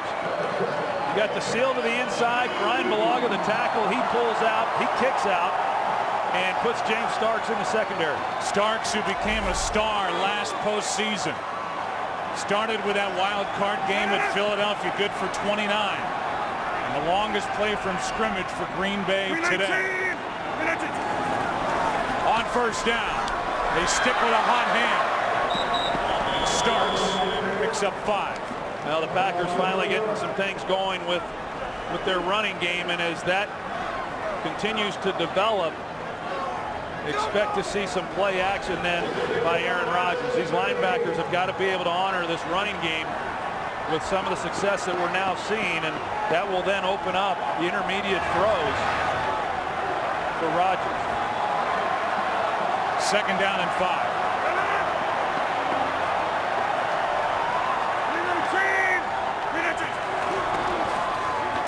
This time it's Grant. And Grant picks up nothing. Jason Pierre-Paul on the stop. The Packers are inside the red zone as John Kuhn is carried off the field. Aaron Ross, we saw earlier, left with cramps. His return, they say, is probable, and he's grabbing at the back of his right leg in the calf area. Packers are 1 for 1 inside the red zone so far today, and scoring a touchdown. They're faced with a 3rd and 5. Late substitution with Tollefson getting on the field late. This one floated in the end zone for Jennings, incomplete. Coverage by Antrell Roll. And now on 4th down, Crosby will check in to try and make it a 7-point game. They go man-to-man and got Antrell Roll on Greg Jennings. You know, so obviously Rodgers sees that, and he knows that that's a pretty favorable matchup for the Packers. A well-thrown ball by Rodgers, drops it in there, but Jennings unable to make the play. 35-yard try. High snap, and this one is just inside the right upright. Crosby good from 35. It's a 7-point game. Aaron Rodgers looking at the pictures. John Kuhn has to get carted off, the Pro Bowler. He has a touchdown in this game. Jernigan waits for the kick.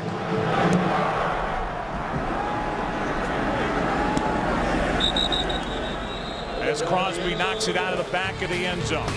Take a break, come back. Eli Manning and this Giants offense up 7. Back to work. Get coverage of every NFL game on NFL Mobile. Call *NFL. Get the action right on your phone.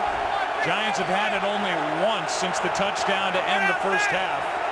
They've run 3 offensive plays.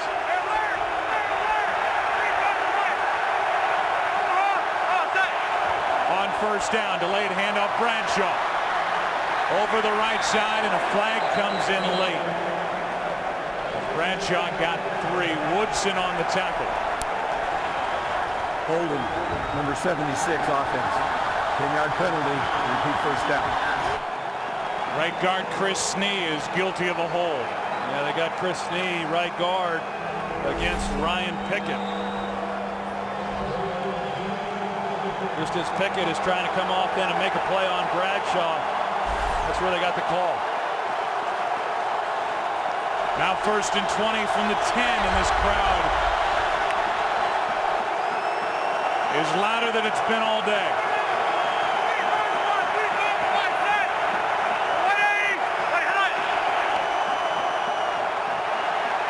Trying to set up the screen, it's not there.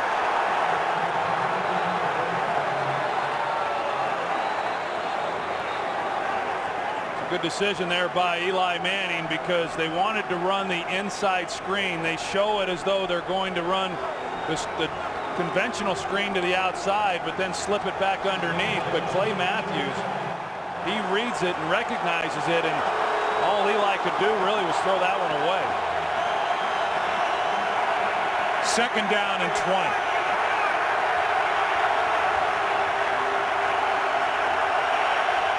Blitz. Giants pick it up. Manning finds Bradshaw. And he slides down inside the 15 at the 13, a gain of only 4. Matthews was there defensively. 3 minutes to go. Quarter number 3, it's 3rd down and 16. Well, give the Packers credit there on that play. The Giants were able to pick up the blitz, and Eli had some time. Just couldn't find an open receiver.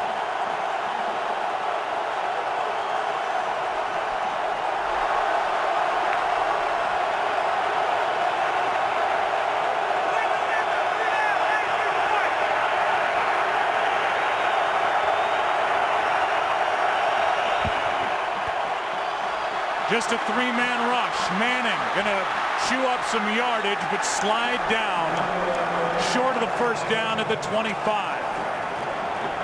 Pepper there, and it's a 3-and-out.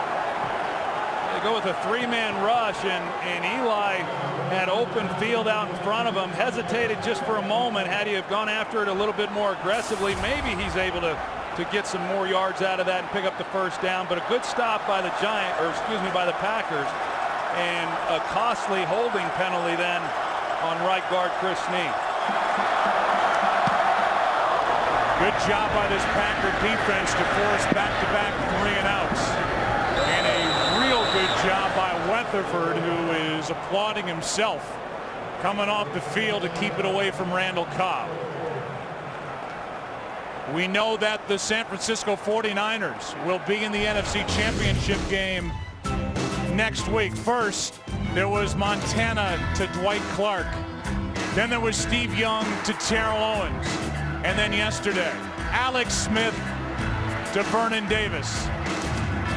And in a game that featured 4 lead changes in the last 4 minutes, Alex Smith proved that he could win a shootout as he did over the New Orleans Saints. Yeah, at the end of that game, the 49ers end up beating the Saints at their own game, and that being a high-scoring finish.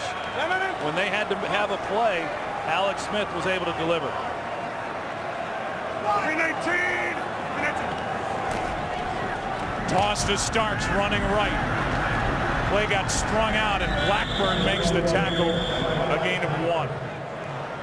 You know, you start thinking about what Perry Fuel has done defensively, the coordinator who was under fire a good part of the season. Blackburn has got that arm hanging as he comes off to the sideline. Against the Jets, they allowed 14 points. Against the Cowboys, 14 points. And they're holding a team that averaged 35 points per game here today to 13 almost through 3 quarters. 2nd and 9. Rodgers out of trouble to his right. Gets a hit at the end and has enough for a Green Bay 1st down. I like what Aaron Rodgers does right there. One, he's able to get the yards, but instead of just running out of bounds, he isn't taking anything for granted. It's 2nd down, but he does what he has to do in order to pick up that 1st down. To go back to your point, Joe, I do believe that the Giants deserve a lot of credit defensively for the way that they have played. Having said that, the Packers have missed out on a lot of opportunities in this game, including the latest drop that would have been a touchdown to Greg Jennings. Handoff to Starks, running right. That should end this third quarter. By the way, the Packers have 7 rushing first downs in this game. Aaron Rodgers has got 5 of them. He had that latest one, and that'll do it for the first 3 quarters here at Lambeau. 7-point game. The Road Warrior Giants up by 7 after 3. Back after this from your local Fox station.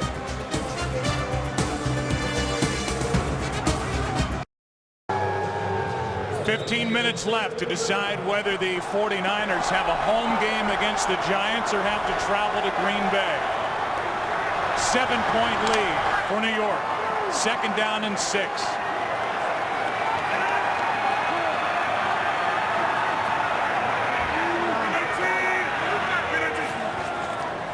Fake the handoff to Starks. Rodgers wide open, Nelson. And Jordy Nelson gets hit inside the 45. Working on Corey Webster, a gain of 17 yards. And we mentioned it earlier in the game that Jordy Nelson's the guy that Perry Fewell was most concerned about because of his big play ability. That's one of the reasons why Corey Webster is playing him as soft as he was on that last play. Not wanting to give up anything down the field, and as soon as you have that ability then as a receiver, it sure opens up a lot of things on the intermediate route. First down Packers, down by 7. Play action from Rodgers. Finley knocked out of bounds, and a good play by Roll. An excellent play by Roll, and a good job all the way around, because I'm sure Perry Fewell's over there holding his breath a little bit. Anytime Aaron Rodgers gets outside the pocket with time to look at the field, he has such a strong arm, even when he's rolling out to his left, that he can make the deep post throw, and that's where they were hoping to go with the ball, but good coverage there by the secondary. Giants will tell you that Aaron Rodgers makes you defend every blade of grass, no matter which way he's rolling. Rodgers over the middle for Starks. And Starks spins to the 39. 3rd down coming up. Let's go down to Pam Allen. Well, Joe, safety Deion Grant has been taken to the Giants locker room. He's being looked at for a possible concussion. Although the Giants are unsure at this point, he is undergoing tests at this time. Back to you. All right, last time we saw him was that big hit he put on Ryan Grant. 3rd down and 5. This is where Aaron Rodgers has been at his best running the ball. And Amukamara right now, he's lined up opposite of Jordy Nelson.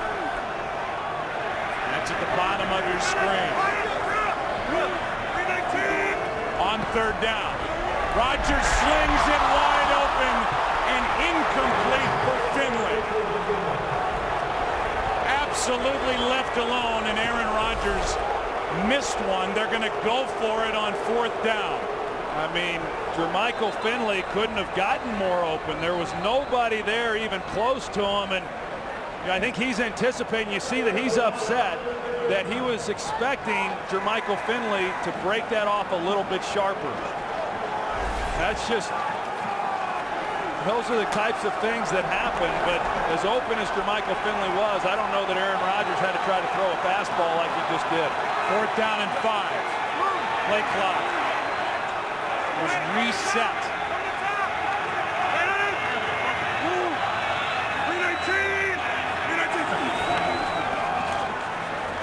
Stepping up, Rodgers cannot get away. And a stop defensively for this Giants defense as Foley gets in there to make the stop. So a hold by the Giants defensively on 4th down. They got some pressure, and this time Rodgers could not get away. Official soft drink of the NFL by Cadillac, the new standard of the world. And by Safe House, starring Denzel Washington and Ryan Reynolds, in theaters February 10th. Aaron Rodgers missing on that 3rd down throw. Sacked on 4th down. This is only the Giants' 3rd possession of the half. They've had 2 3-and-outs. Nix gets around 1 tackle, went right around Woodson. And Hakeem Nix over the right side. picks up 6. You're going to see Finley coming in from that part of your screen, and this was the third down play that was missed. And Finley throttled it down just a little bit, but I think that based on what he saw and really what Aaron Rodgers should have seen, that should have been an easy completion. I put that more on Aaron Rodgers than I do Jermichael Finley, but if they make that play, they get the first down, and they at least come away with a field goal attempt. That was a big miss by those two guys. Second down and 4. Jacobs pushes the pile, picks up 3. Hakeem Nicks is the first Giant to have 4 touchdown receptions in a postseason.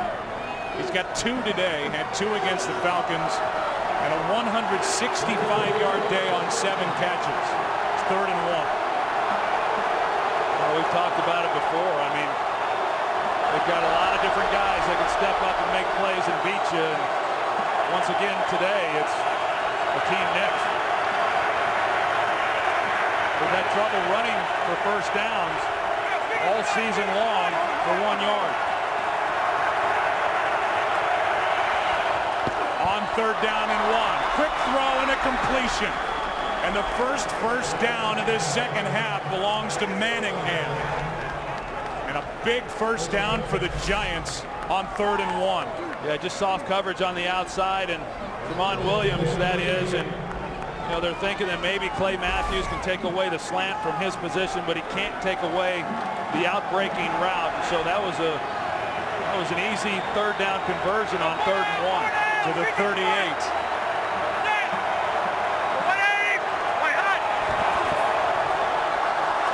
Good pocket for Manning. Pass bounces in, but a flag.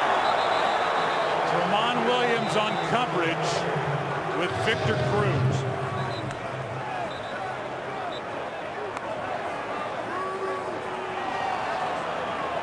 Prior to the pass, holding, number 38 defense.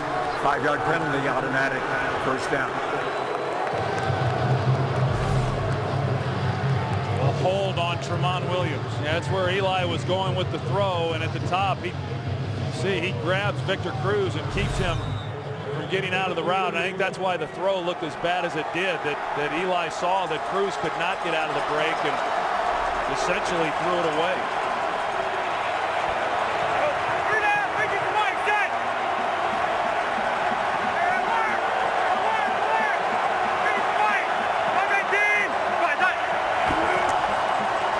Jacobs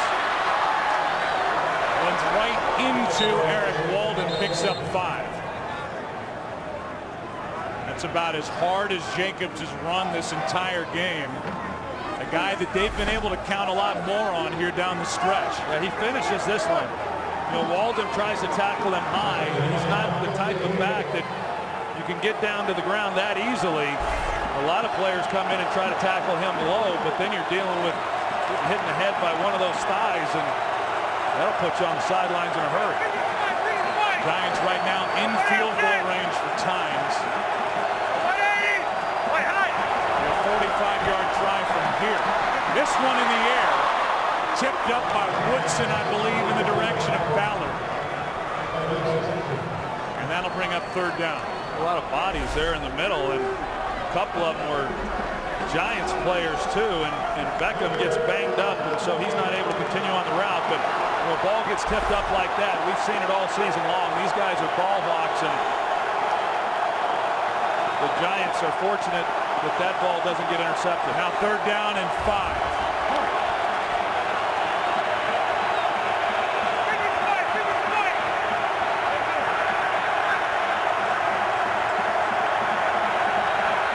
Biggest 3rd down of the day for the Giants. Pass is caught. Victor Cruz. And Manning again hangs in and completes it for 11 and a first down. I think this is one of the reasons why Dom Capers has been so frustrated throughout this season. Charles Woodson is communicating out here, and as he's trying to talk to Sam Shields, they're trying to relay what the coverage is. There's a miscommunication, and they're not all 3 guys over there, that is. Sam Shields, the safety, and then Charles Woodson on the same page as far as what coverage is, and they turn him completely loose. You see Eli, who got a hand to the face and got hit from behind. Victor Cruz is slow to get off the field, and they look at him. Manning, another big third down completion. The drive continues for the Giants, up 7. Eli Manning over 300 yards, throwing it for the first time in his postseason career. Bear Pasco slipping. He was in motion on first down. It's Bradshaw. And Ahmad Bradshaw on the left side gets 3. Kind of interesting right here. You know, Kevin Gilbride said that he wants to remain aggressive, and that's how this offense operates best. Of course, they're working against the clock a little bit here as well with a 7-point lead where they are. Obviously, they want to come away with a touchdown, but 3 points here is huge to turn this into a 2-possession game. 2nd and 7. Cruz back on the field at the top of the screen. On the ground with Jacobs. Burnett, nice play. And a tackle in the open field. He did go low, a gain of only 1.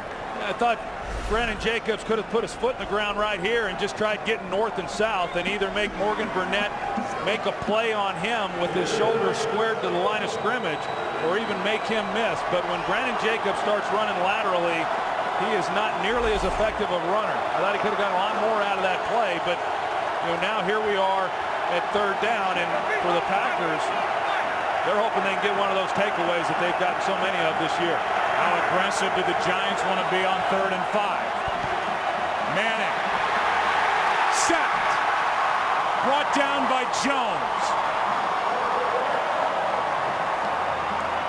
A loss of 5. And the first Packers sack of the day. Yeah, good coverage by the Green Bay Packers, and Eli Manning does the right thing. I mean, there's nothing open down the field. You cannot afford to force anything. As I said, he knows how big these 3 points are.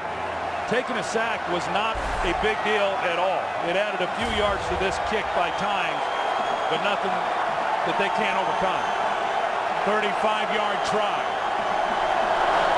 Times makes it. And Lawrence Times makes this a 10-point game. Giants on top, on the road for Tom. Winning cars, trucks, and crossovers.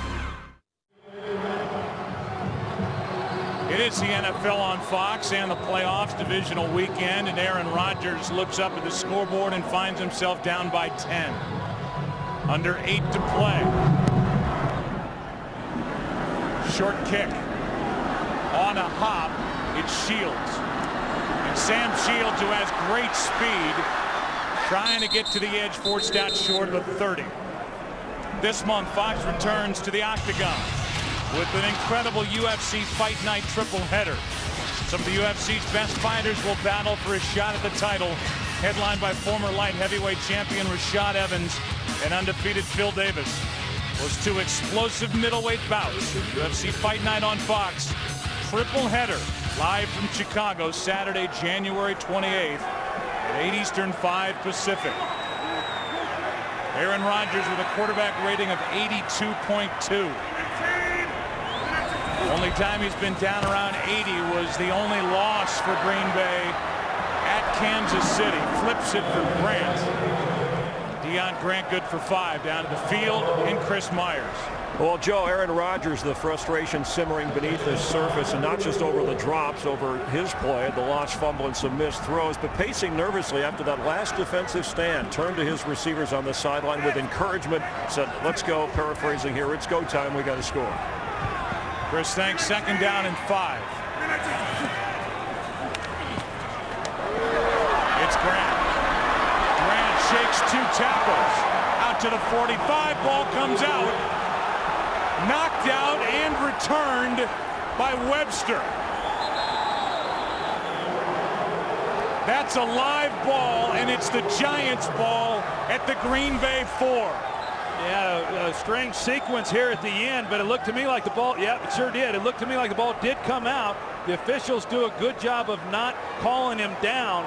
Kenny Phillips comes up and knocks the ball loose here from Ryan Grant as he's making the play. And another turnover by the Green Bay Packers.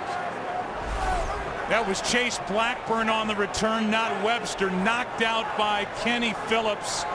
And for a team that turned it over a total of 14 times all season, they've given it away 3 times today. And it's Blackburn on the return. Brought in mid-season to shore things up at middle linebacker. And with under 7 to play. Play action. Manning slings it. Touchdown Manningham. And a quick strike after the takeaway. A 4-yard touchdown throw, and Eli Manning with 3 touchdown passes on the afternoon and evening. Play action. They get the linebackers up. A.J. Hawk is the only guy then who can really make a play on that underneath, but Eli waits for Manningham to get to the next window, and he's got to step then on Tramon Williams, and a great throw by Eli Manning.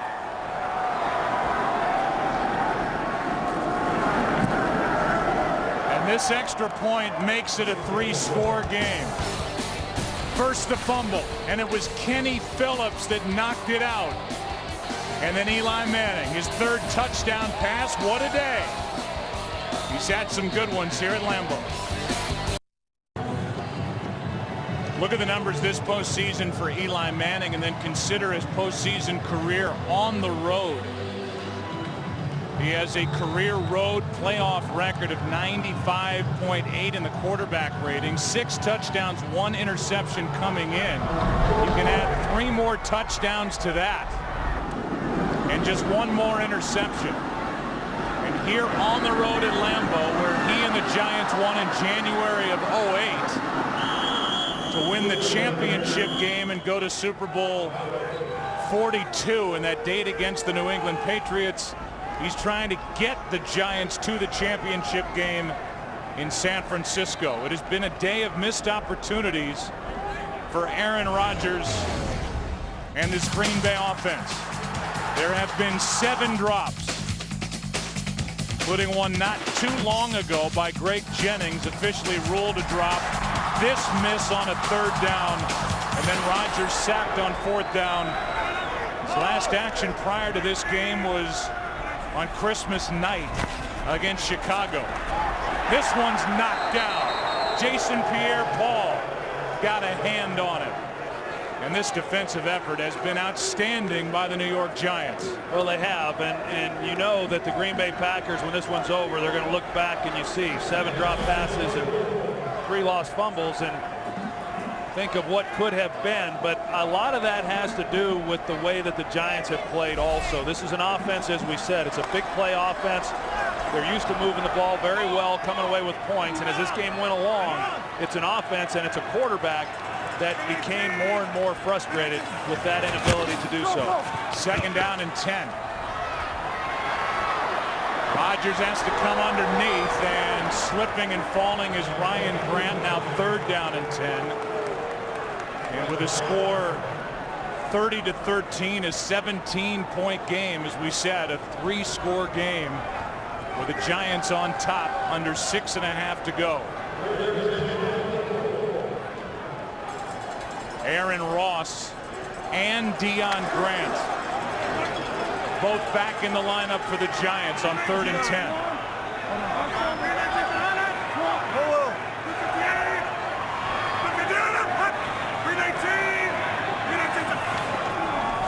Rodgers needs a completion. Gets around Umanura. Can't find anywhere to go. And now throws downfield, tipped and incomplete. Deion Grant got a hand on it. Pass was intended for Driver, and Rodgers needs help getting up. There is a flag down in that area. Roughing the passer. Number 72 defense. Blow to the head.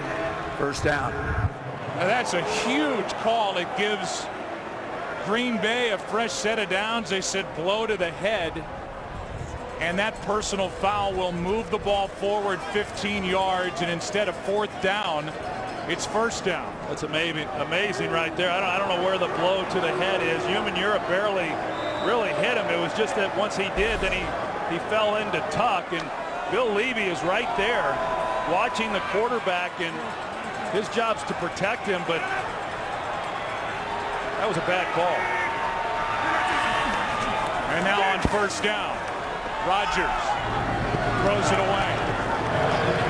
A little too high and wide for Jordy Nelson, and Rodgers is just simply, this offense in no way has resembled what we came to appreciate during the regular season. No, and I think if you go back to our visit with them yesterday, you know, I mean, a lot has happened this week, of course, but I thought when we visited with the coaches and players that, you know, you said it coming into this game, Joe, very somber, and a lot of that obviously had to do with what happened to Joe Philbin's son.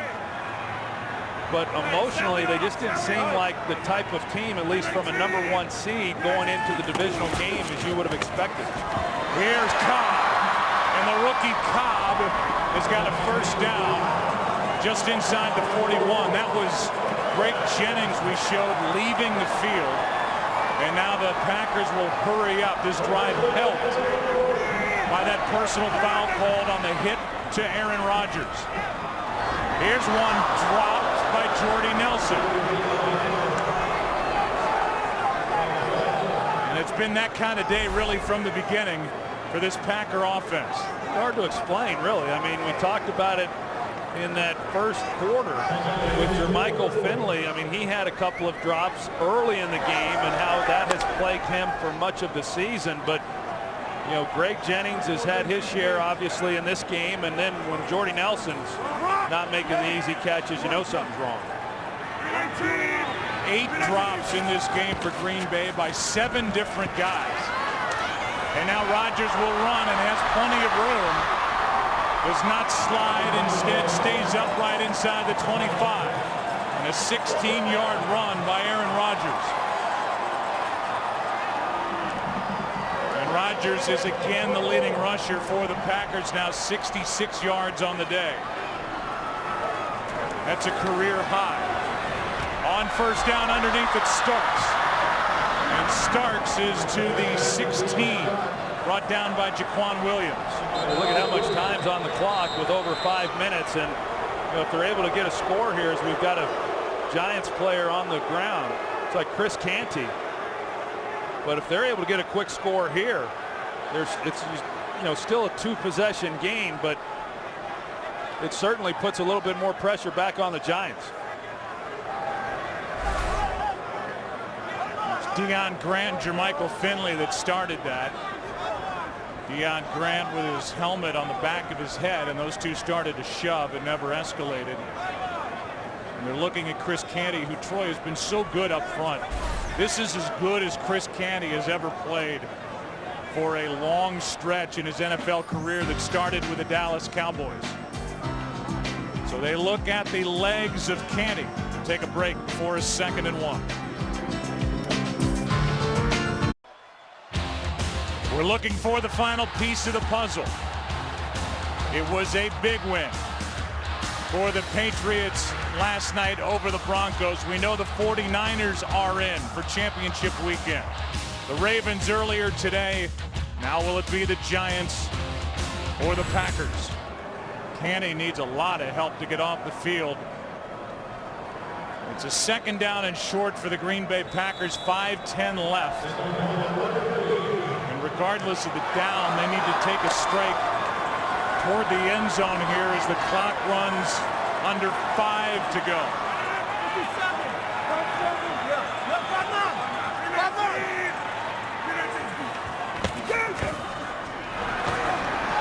End zone. Pass is caught for the touchdown. Donald Driver. And the Packers are not finished yet.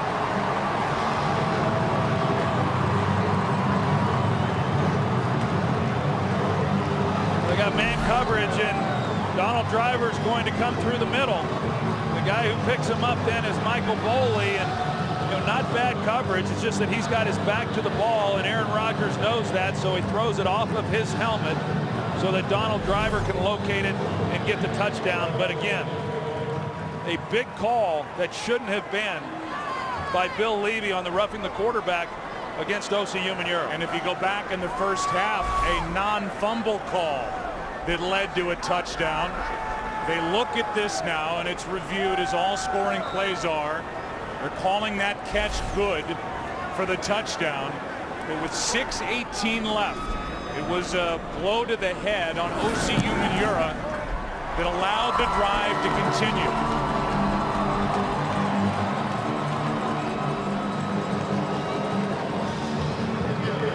And as the drive continued, it ended up in the end zone on the touchdown throw to Donald Driver. And now 4:46 remaining in this game. We welcome you inside our broadcast booth.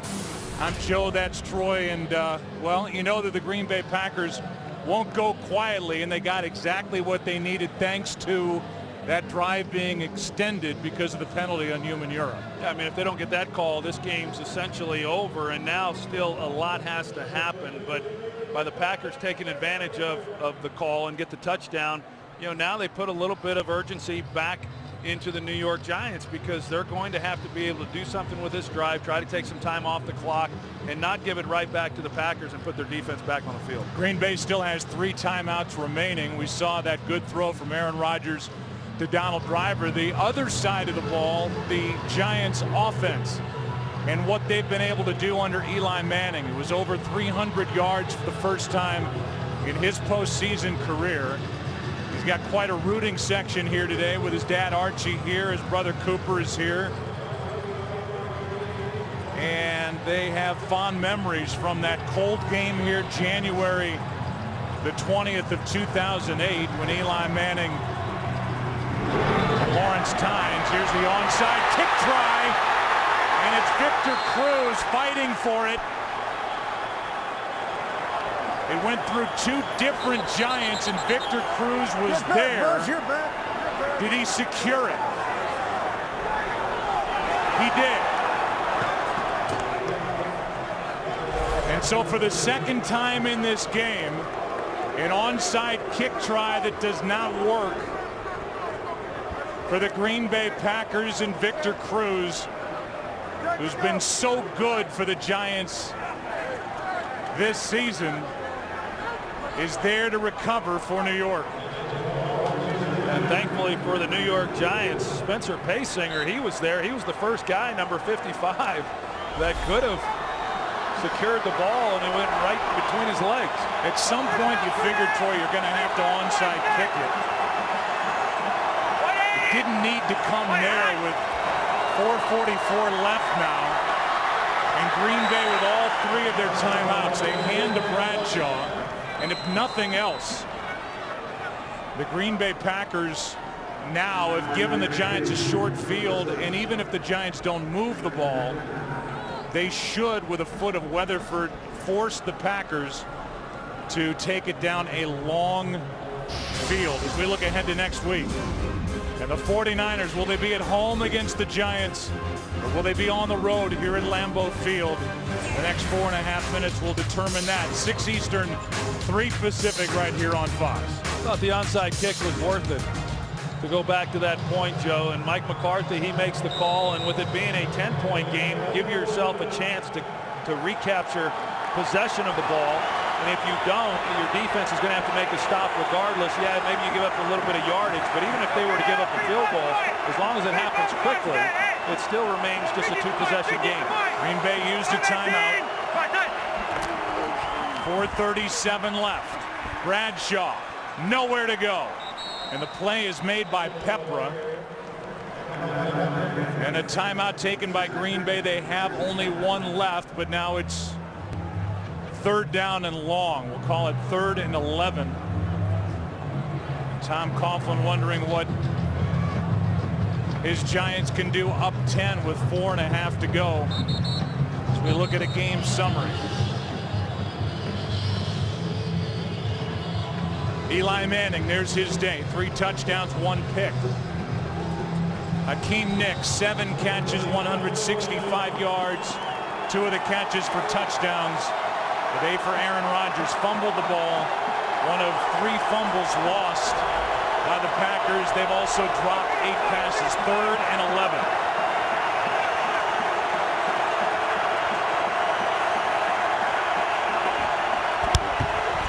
Five-man rush.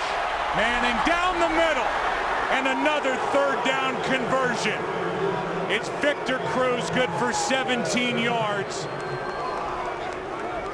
And that could very well seal the Giants' trip to San Francisco. You got Charles Woodson there, and Akeem Nicks draws him up on his shallow crossing route, and that opened up a nice window then for Eli Manning in behind it to Victor Cruz. A nice third down conversion. And you know, Eli Manning, the numbers speak for themselves, but I think he's done just an outstanding job in this game.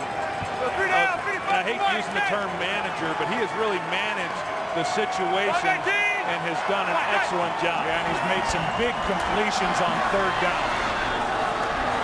Here's Bradshaw just trying to hang on to the ball and now has room to run. Ahmad Bradshaw down near the 10. Brought down by Clay Matthews after going around Raji, a gain of 24. And one of the Packers is slow to get up. That's Pepra. And a big run by Bradshaw. Here's the missed tackle by Raji. Yeah, you get into this situation of the game, and clearly the Packers know that they're going to run the ball. Bradshaw's going to get it, but you know they've really broken the spirit here of the Green Bay Packers by everything that has happened. And to go back to what I was saying about Eli Manning, he's made a lot of nice throws clearly, and that's reflected in the numbers. But I go back to the sack that he took when they had a 10-point lead, knowing the situation.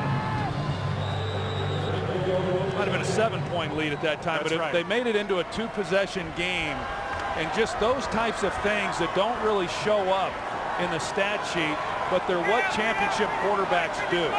And he handled everything, I thought, beautifully in this game. First down and goal. Toss to Jacobs. And his objective is to stay in bounds. Pepper on the stop. You're right. And when we talked to him a couple of weeks ago, he talked about some of those decisions. He said, in years past, I have forced the ball when I didn't need to. And he has grown in that category as a quarterback and taking that sack, not forcing it, allowing Tynes to make it a 2-possession game at the time, a 10-point game. And well, they're just riding the defensive front and the play of Eli Manning this postseason, and about on their way officially to the 49ers next Sunday night.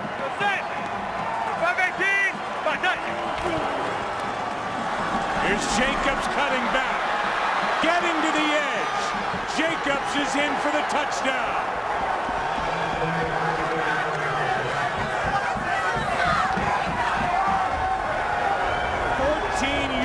From Brandon Jacobs. Bradshaw helps set it up. And his partner in the backfield, Brandon Jacobs, carries it in.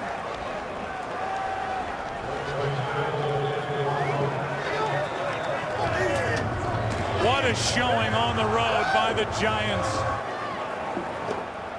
Tom Coughlin brought out that term that he coined back in 07 about road warriors, and they have done it here today, leading by 17 with 2.5 to go.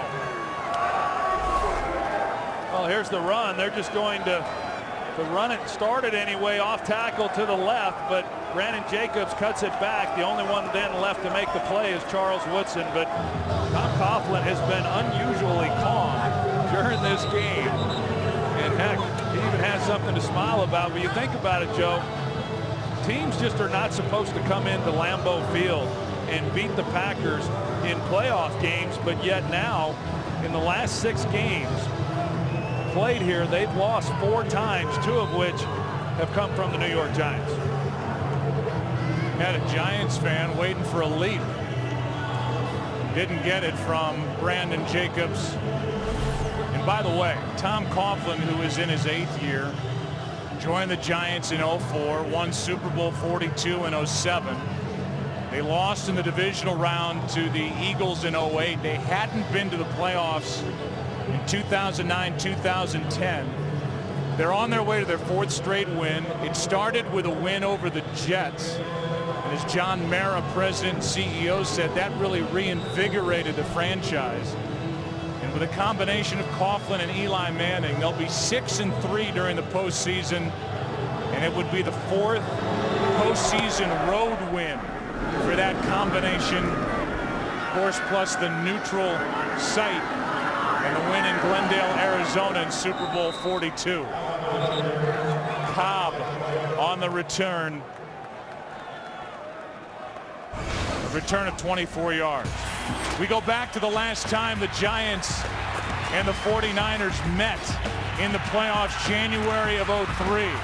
Back and forth it went. And you remember the snap. I know we do. And that launch downfield, and the 49ers with Garcia and Terrell Owens, a 1-point win. And now we will see that matchup yet again, barring virtually the impossible, as Jordy Nelson makes the catch, good for a first down. Webster defending. You know, you say we'll see that matchup again. You're right, Joe, and we were there to call that game, and it was a well-played game. It was a game that the Giants ended up losing, but they played well and very easily could have won it. And I think both of these teams, that being the New York Giants and the San Francisco 49ers, are better today than they were at that time. That's going to be a heck of an NFC Championship game. Yeah, and we were there also earlier in the season when the Giants were out in San Francisco. As the 49ers won that game by 7, but another well-played, good game. And the Giants showed something that day as Human Europe gets the sack. And he adds to his streak, as many sacks as games played this season. You remember that game, the Giants were coming off that win at New England and almost got a win on the road at San Francisco. And boy, did the 49ers show something yesterday. That is a hard-hitting defense. As this catch is made, no fumble as the ball came out when Starks hit the ground. And we're at the 2-minute warning here at Lambeau. What a day for Eli Manning and the Giants, leading by 17. 1:56 left. Today's game is before that streak, when the Packers put together 19 straight wins to find their last home loss October 17th of last year. Only 1:56 remaining. 3rd down and 15. And the pass is batted in the air and intercepted by the Giants and Deion Grant. And this has been a smothering, overwhelming effort by the Giants defense against a team that averaged 35 points per game offensively this season. Another turnover as we look at the replay, and what a catch by Deion Grant.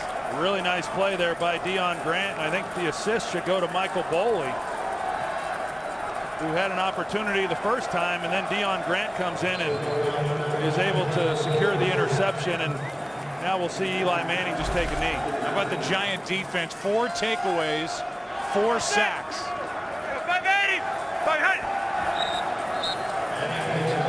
And with no timeouts remaining, the Green Bay Packers, the defending Super Bowl champions, will not make the conference championship game next week.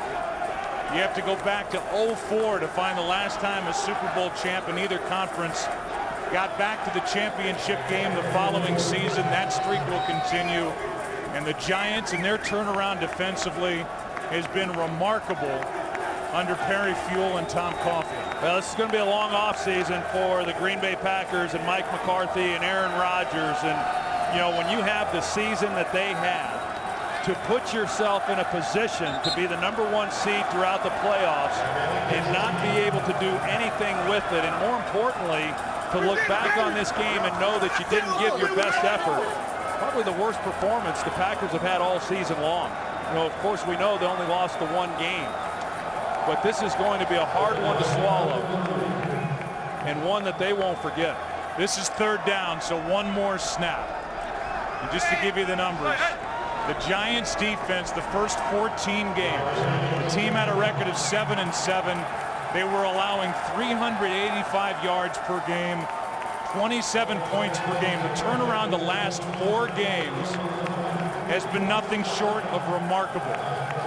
And the Giants have advanced to the NFC Championship game with this win here at Lambeau. They'll take on the 49ers next Sunday night. We'll take a break and come back here and wrap up a big day for the Giants, who celebrated Lambeau. Back at